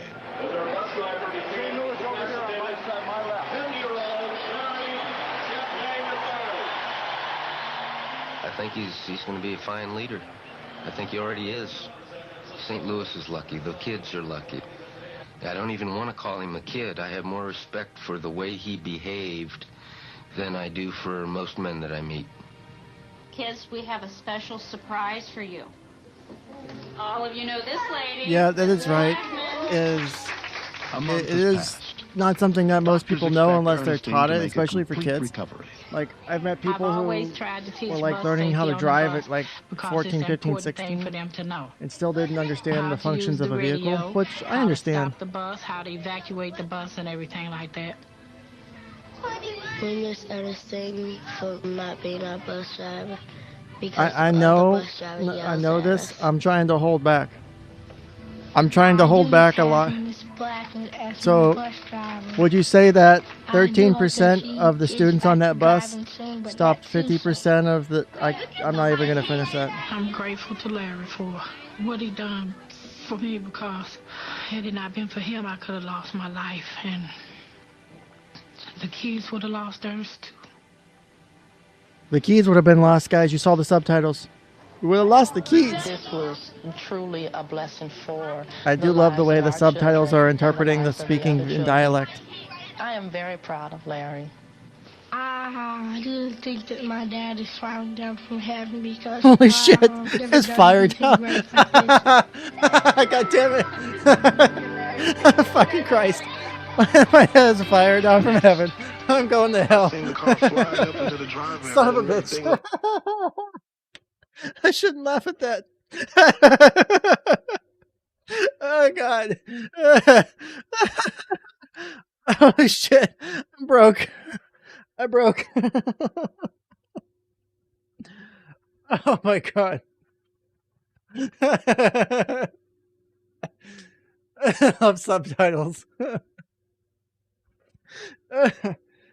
Holy shit.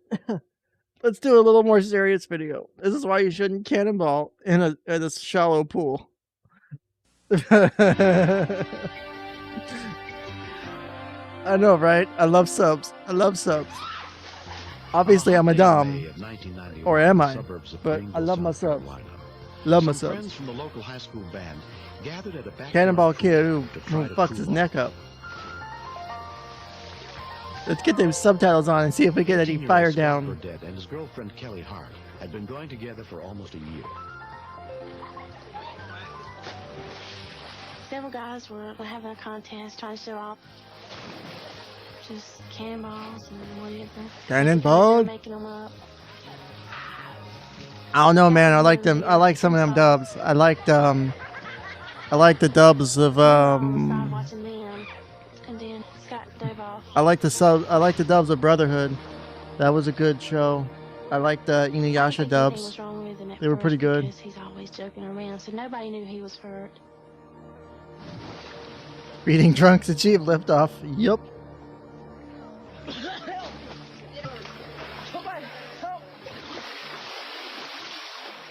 And I go over there and I grab him by the waist, and he said his neck is hurt. And then he said, Kelly, I couldn't move, and I was scared.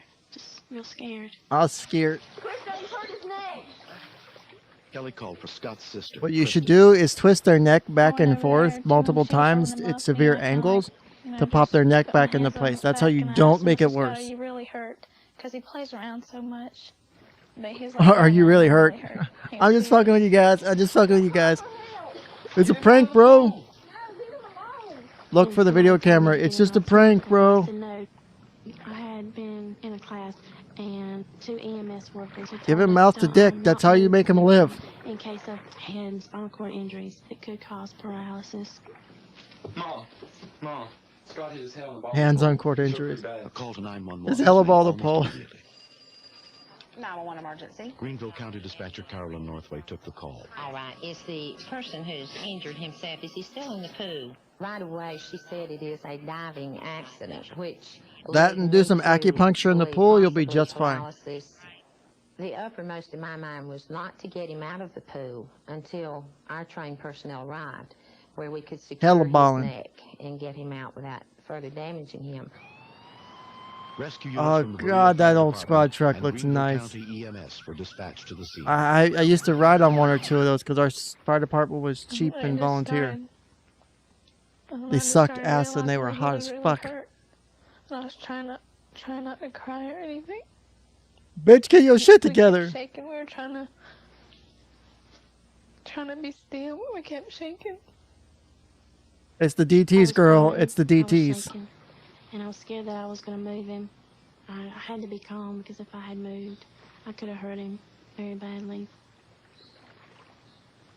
One of Scott's friends called his mother, Erlette Burdette. I'm a nurse, and I know the things that happens usually when kids or people jump into a pool and hurt their neck. And so the first thing I did was say a prayer. And then just got in the car. Fuck calling an ambulance. Fuck calling everything else. We say in prayer. Whether or not that's your thing, up to you.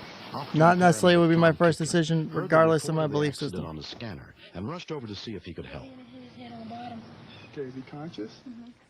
If he can help Chase, he conscious. Oh god, this is getting better. Any effect of rippleness, because any type of movement may aggravate his injury. Left for Dead 2? Okay, so how you doing, bud? Still here. Are you having any trouble breathing at all or anything like that? No. He said, well, he wasn't able to move any of his extremities, and at that point, he had some numbness in his arms and legs. When the medic unit arrived, EMS supervisor Bill Markley took charge. Yeah, we got a possible spinal injury. Dude, backboarding that kid and getting him out of there is a bitch. He's got some tenderness in the C-spine. The head mobilization was taken over by Tom, and then the cervical collar was applied to Scott at that time. Scott, it's going to be a little uncomfortable, but it's going to keep your neck from moving. Once we got everybody assembled, we had sufficient personnel in the pool to handle the situation. We rotated Scott onto his back, being very careful to keep his head in alignment with his body. And then we floated the backboard under him and secured him in a reeve sleeve, which completely immobilizes the body from head to toe. That would be my biggest concern in that incident. I don't care about if I'm paralyzed or not. I got that boner while the girl's all hugging up on me and there's a bunch of people around.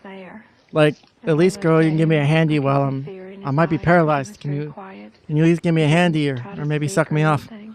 Like, that's the shit that matters in these emergencies. It was hurting to see my brother being taken away. It was like I kept trying not to cry before, but then when we got on the deck, I don't know, just... Yeah, you just put the whole pool in the back of the ambulance. It's very easy, simple procedure.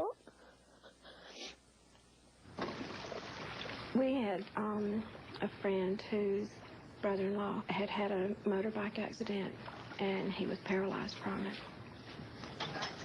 Several months ago, Scott and I were talking. Imagine being paralyzed from jumping in a pool. If anything like that ever happens to me, he says, I want you to pull the plug, and that kind of means, you know, I don't want to live that way. Mom's being all depressing and shit right now. Is it necessary? I was thinking that he wasn't going to get to do the stuff that he wanted to do, go to college, get to do what he planned on doing, and I wasn't sure what was going to happen between us. You were going to be given lap dances to a paralyzed man. That's what was going to be where happening. he was examined by neurosurgeon O.M. Ballinger. The x-ray showed that he had a broken neck. If he were allowed to bend his head forward about another quarter of an inch at the scene, he probably would have been permanently paralyzed. Kelly deserves a lot of credit. You hear the force he's shoving that image up in there, like, ew, I want to fuck you. Want the ship to be the fuck over. Had Kelly done so, the outcome would have been tragically different, I'm sure. This is the benefits of cuddling with your girlfriend. A close cuddle keeps you from being permanently paralyzed. I really love Kelly a lot, and I really do appreciate she saving my life. I love you, and I respect you for me being permanently There's not paralyzed. really words that you can say for stuff like that. How about thank you? That's just it's just somewhere to start. Somewhere to start. He seems sweeter, I guess you'd say, to me. I was going to stay with him even if he was paralyzed, and I think that's what was going through his mind too. That he was scared that he was going to lose me also, but I was going to stick to him no matter what happened. I feel closer to Kelly than anybody he's ever dated, just because I know that she cares about him, and I trust her more than I do anybody else.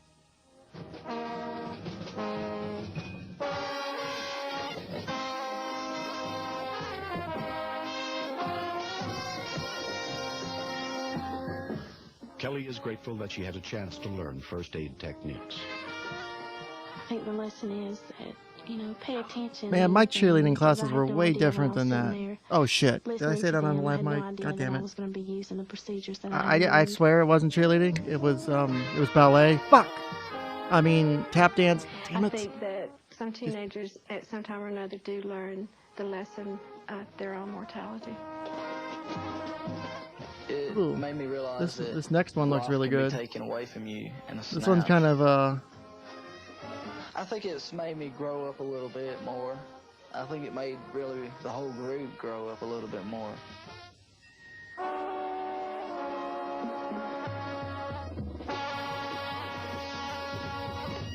Next. All right, so here's what we're going to do.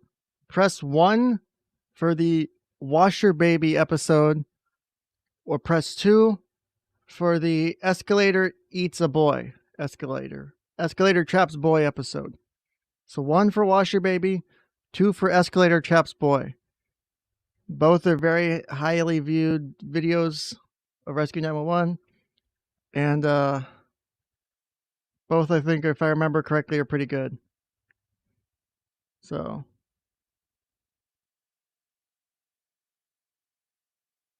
let's see.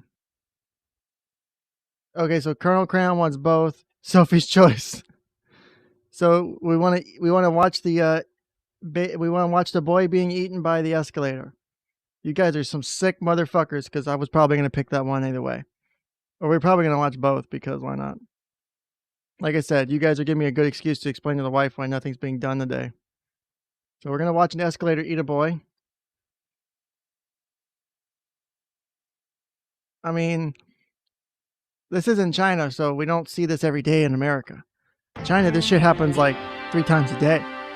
In every mall. January 20th, 1993 in Calgary, Canada. Oh, it was in Canada? Oh, shit. Oh, my bad. Let me go back. Canada. This was in Canada. And her 3 Canada. children had spent the afternoon shopping at a mall. Instead of taking a cab home, she decided they would ride one of the commuter trains. Honestly, it No is one was too more hot to do excited than her anything, 4-year-old Ryo. son, Michael, who, like many boys his I'm age, supposed to be doing loved something to trains. fix my AC right now, and I told my wife I was going to do it. But I'm obviously not doing it right now. We're watching children being eaten by escalators and watching children being drowned in bathtubs or washing machines in the moment. So we're having a great afternoon. Station, I tried phoning home. They were, I don't know, do they look like Chinese Canadians to you? Rebecca and Is this a Taylor Chinese Canadian? were right I don't know beside what me. a Chinese Canadian looks like. Michael's always kind of running ahead, and he's a handful. I'm going to not make the comment about the mom's facial features.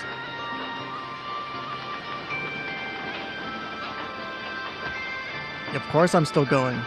I'm going. Oh, no. Obviously not.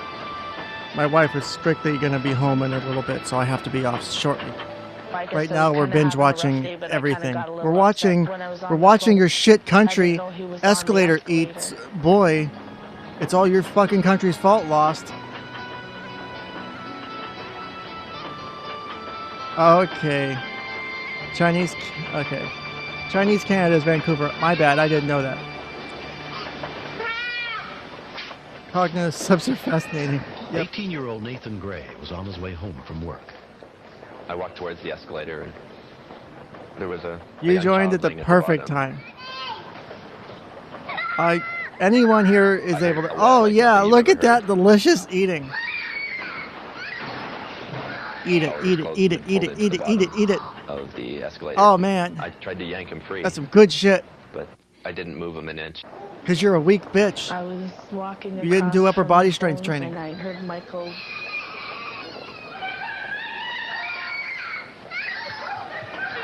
When I got down there, his arm was... Somebody hit the emergency stop button. Jesus Christ.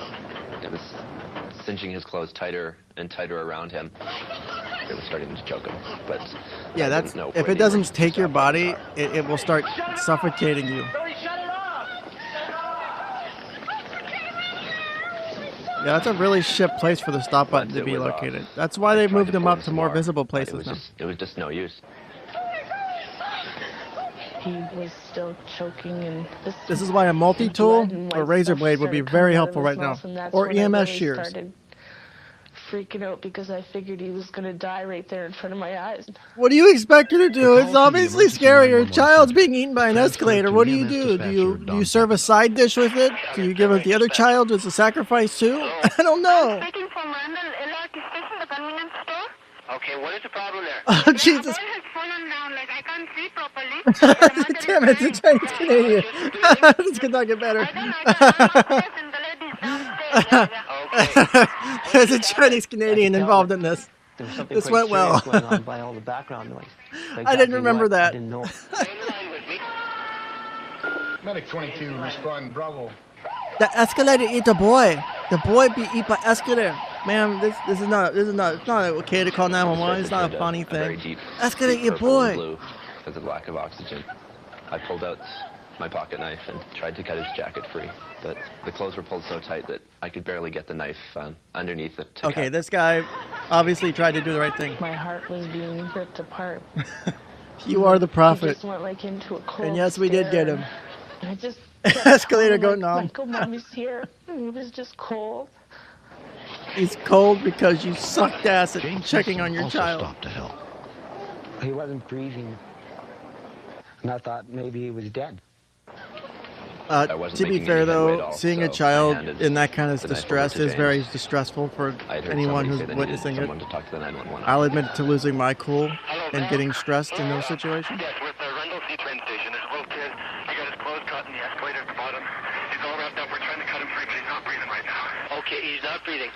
Now, is he conscious? Is he conscious at all? I already did that. Oh, you mean in the actual emergency? My bad. Well, the thing is though, the clothes are pulled so tight, you can't pull it down. I've been a paramedic for 13 years. It's pulling so taut in that situation that you're not able to pull the zipper down. It's like, imagine it being stuck, but like 10 to the nth degree. Come back to the phone. All right.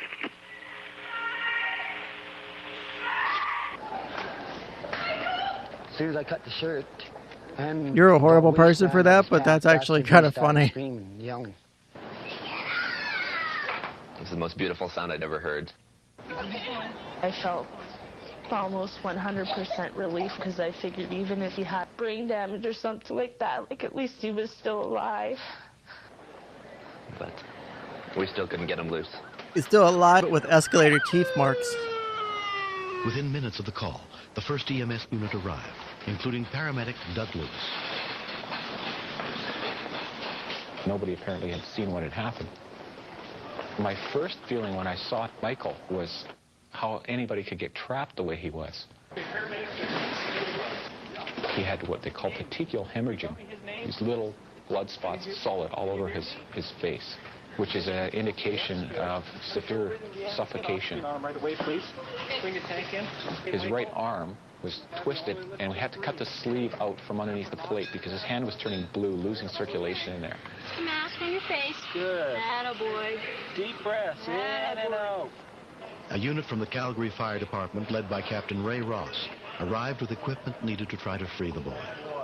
It looked like part of his body could have been pulled into the escalator choke plates. Yeah, that's actually a very He was difficult in a great rescue to deal of pull off, pain. I would say. I was able to comfort him and let him know this thing is not going to hurt you anymore. We're going to help you. Okay. We're just about done, and these firefighters that are behind you, they're going to get you free from I here, don't know okay? if that's You the case, understand but I'll go ahead and roll with There it. was so much material and skin underneath the stairs and the plates that it made it difficult to unloosen the screws. Right. Okay. Come on, Mike. Okay. Okay. Free break. Okay. Can we get you? We need somebody for C5 here. Okay, Doug, you want to come on? Okay. As we were ready to take him off the escalator, we were able to have a really good look at the extent of his injuries. He had a complete fracture of his arm, which was twisted around. And Ooh, that's pinching not marks fun. on his left arm and down his left side from his shoulders to hips. It's okay. It's okay. We felt that after all that had happened Yeah, to him, that's he was actually a very good lucky boy point, to get too. away with You the can injuries have... that he did. Holy shit, that's news footage from the actual 4-year-old thing. Michael Wow. McIntosh was taken to Alberta Children's Hospital, where he was treated for a That was severely neat. broken arm and examined for possible lung damage from the strangulation. One of the first people to visit him was Nathan Gray. The only image that really Oh, I he remember brings is him a teddy when he bear. was, I guess it was just before he lost consciousness. He was blue in his eyes, just saying, "Help me!" And Nathan's 18 years old, and he's got a pretty good head on his shoulders for doing what he did. I just couldn't express enough thanks to him. If he wouldn't have been there, Michael probably would have died.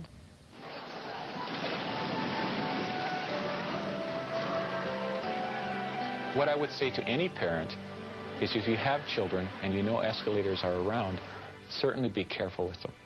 Make sure that they don't have any dangling clothes. Take them by the hand and make sure that they understand that it is potential to be very dangerous. You said, stay where your mama is. And daddy. The kid learned a valuable lesson there, didn't he? Back to normal. He's a junior evil Knievel.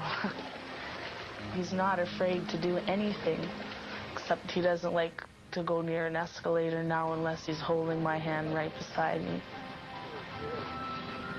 he's not too receptive to me these days. I don't blame him. He remembers the situation every time he sees me.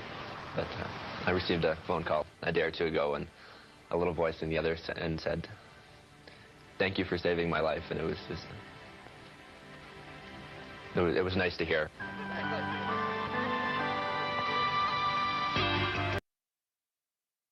Okay, so I can do one more. We can do our lovely video of washing machine baby, or washer baby. I'm sorry.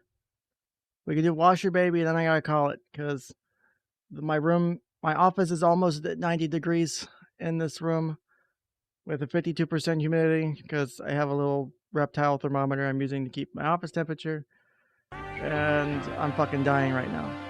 But I'm not dying as bad as some of these people. So, one more, and then I gotta call it, guys. But on February 21st, 1987, yep, wash your baby. We're doing wash your baby. Yep, don't let yourself get eaten by, It was early Tuesday morning. Gail Rollerson was beginning to get ready for work. The three older kids were in the living room watching TV, and Denise was yeah, in I told you it's fucking hot in here, and you guys are making fun of me and shit. I started the wash and waited till the washer was filled with water.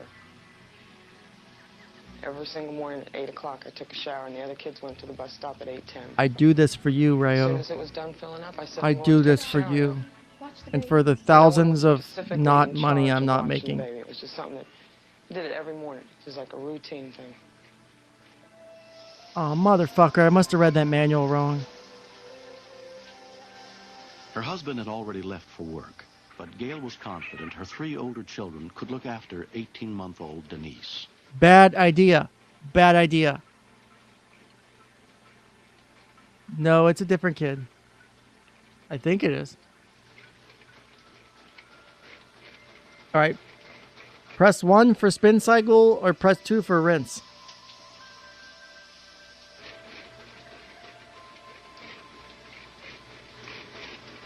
Oh no, I think we're on the agitator cycle.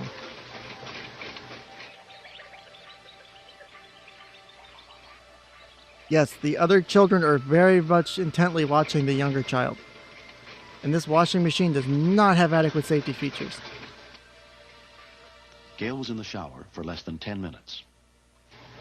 All it takes is 2. At least that's what I tell myself to convince my girl.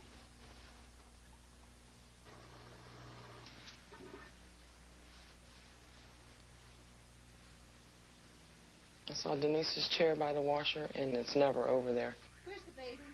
It's like something come over me, and there was... These damn... We need Drexel to narrate this shit. Oh my god.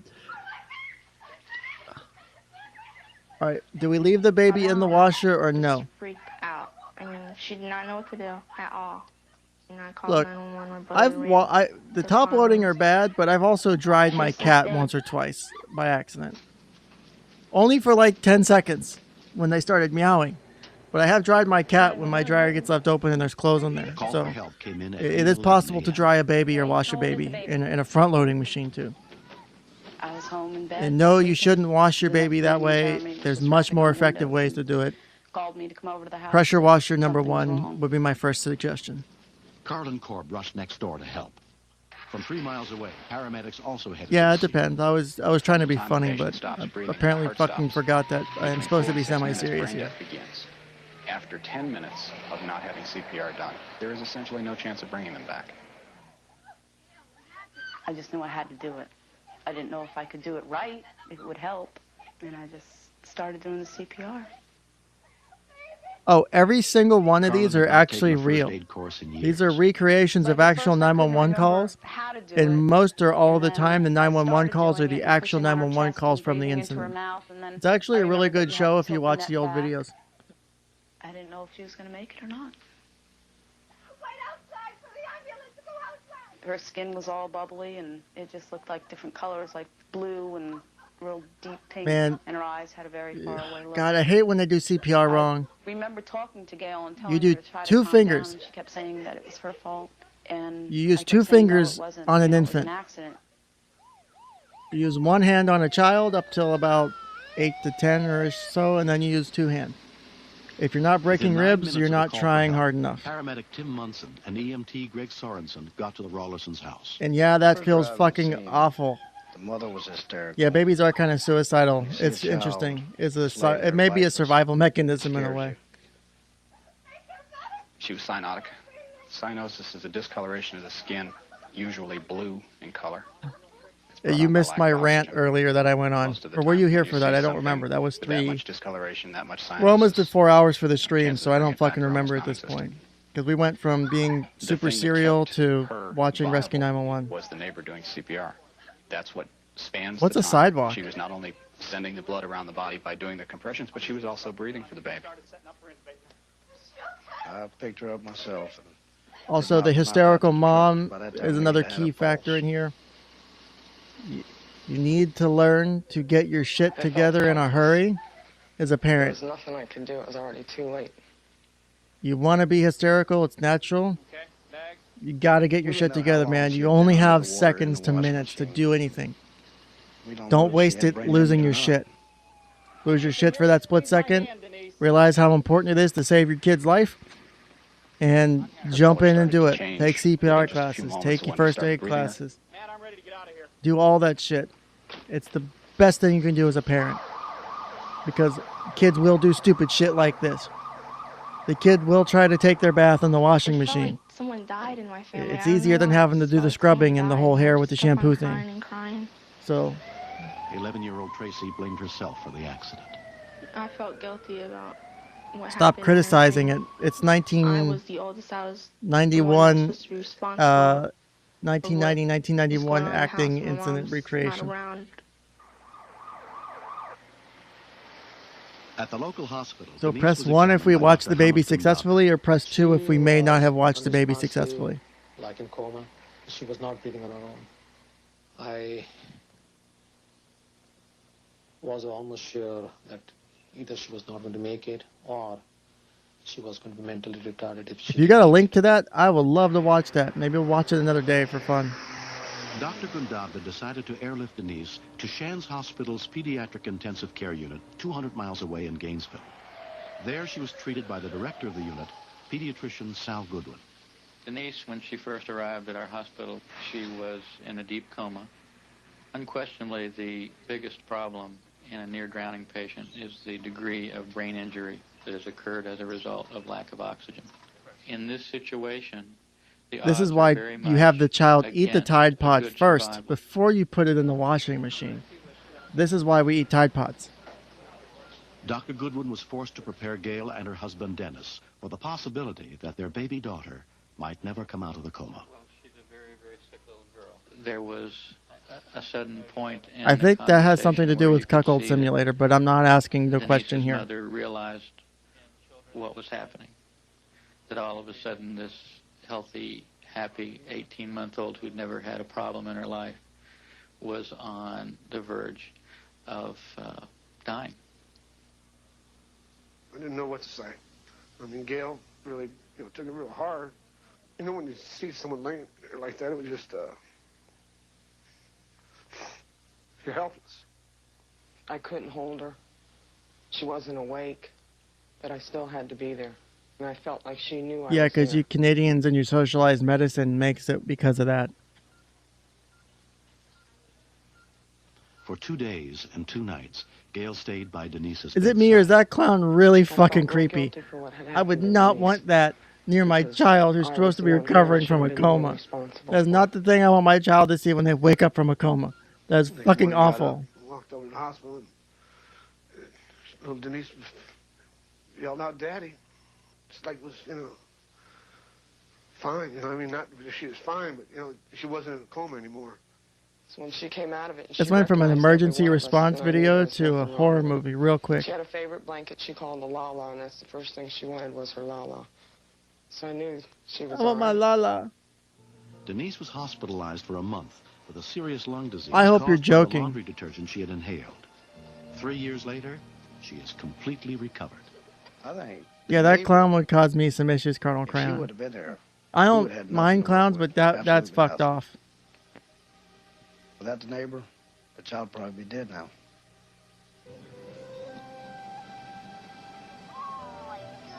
We might need to get some of these trained professionals from this show here because you just burned the fuck out of Lost. CPR. That's the only lesson I can say. Anybody that lives near water or pools or has children should know it. Prevention is the name of the game in near drowning. Keeping an eye on children and putting fences around the pools with self-closing, latching gates to know basic CPR. It was very scary. Put a latching gate around your washing machine. It's a miracle. Your washing machine pool.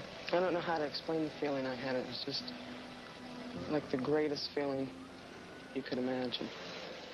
They say miracles don't really happen, but miracles do happen. I saw one. I don't wash clothes anymore.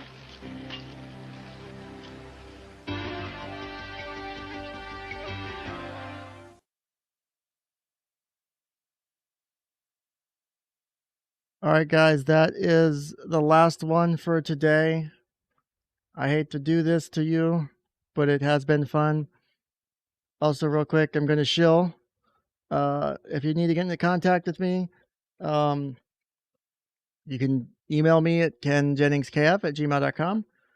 You can also subscribe to me on my locals page. You can go to kenscounselingcouch.locals.com. Use the code NWORD for a free month of subscribing to my locals page. Again, use code NWORD for a 1 month free subscription to my locals page. Also, real quick, let me touch Let me check out any more comments real quick. I did pull up the 50 cal thing. I will check it out. I found it on my own. It is a self-washing kit. That is an effective thing to teach a child. Yes, I love Rescue 911. I will binge watch this probably again on future streams. Yes, Senpai must leave because Senpai's wife is about to beat the shit out of him for not getting anything done today. And you can finish with me later if you go to onlyfans.com/Ken's Casting Couch. You will be able to finish there and subscribe to my pictures that are very not inappropriate. Again, thank you guys for subscribing, for following, for joining me on the stream. It's always fun. I hate that I always have to cut it short. I might be able to do a very short stream tomorrow. I have to go into work early to meet with my boss for something, but if I can squeeze out a little bit of extra time beforehand, I will. Also, my office is now at 88.8 degrees Fahrenheit, so I can now go back in time. Came from Maslow, stayed for self-washing babies. Isn't that what we all do? And then is Drex show tomorrow or today? And what time is it? Because I have to be at work by 3 Eastern for my meeting. So if it's before then, I can do it. If not, it'll have to be a different time. But I'll give another like 10 to 20 seconds for the chat to catch up to the stream and see if there's any more comments. And then I'm going to call it because I've got to use the bathroom again. And we're officially at 89 degrees in my office. I feel like I'm going to fucking die. So if there's nothing else, I'm going to go ahead and hit the end broadcast. Yeah, just send me a DM or send me some pics. The pics I want. But actually what I'll do is I'll play you guys out to the intro video because I haven't made it an outro video yet. So if that works for you guys too, then we'll do that. So let me go ahead and play you out to the intro video. And then if there's anything else, hit me up in chat, hit me up in Discord, or follow me or subscribe to my locals. And we'll go from there. I look forward to maybe tomorrow's stream. If not tomorrow, then definitely another one. But other than that, take care, everyone, and have a great night.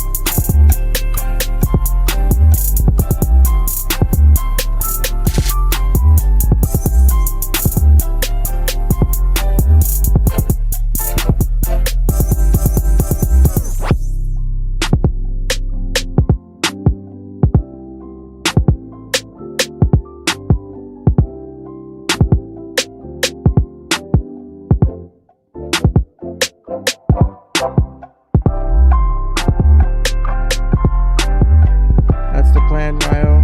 That's the plan. Thank you guys for hanging out. Later. Thank you, Gabe. It was good seeing everybody again. Good hanging out. 27 seconds left till I'm outies. Let me put up that banner thingy again to follow me on kenscounselingcouch.locals.com. Use code NWORD to get a month free. I'll probably change that code word in a day since it didn't fit today's video theme. But otherwise, it was good seeing everybody. Thank you for all your fun in love and worth and peace.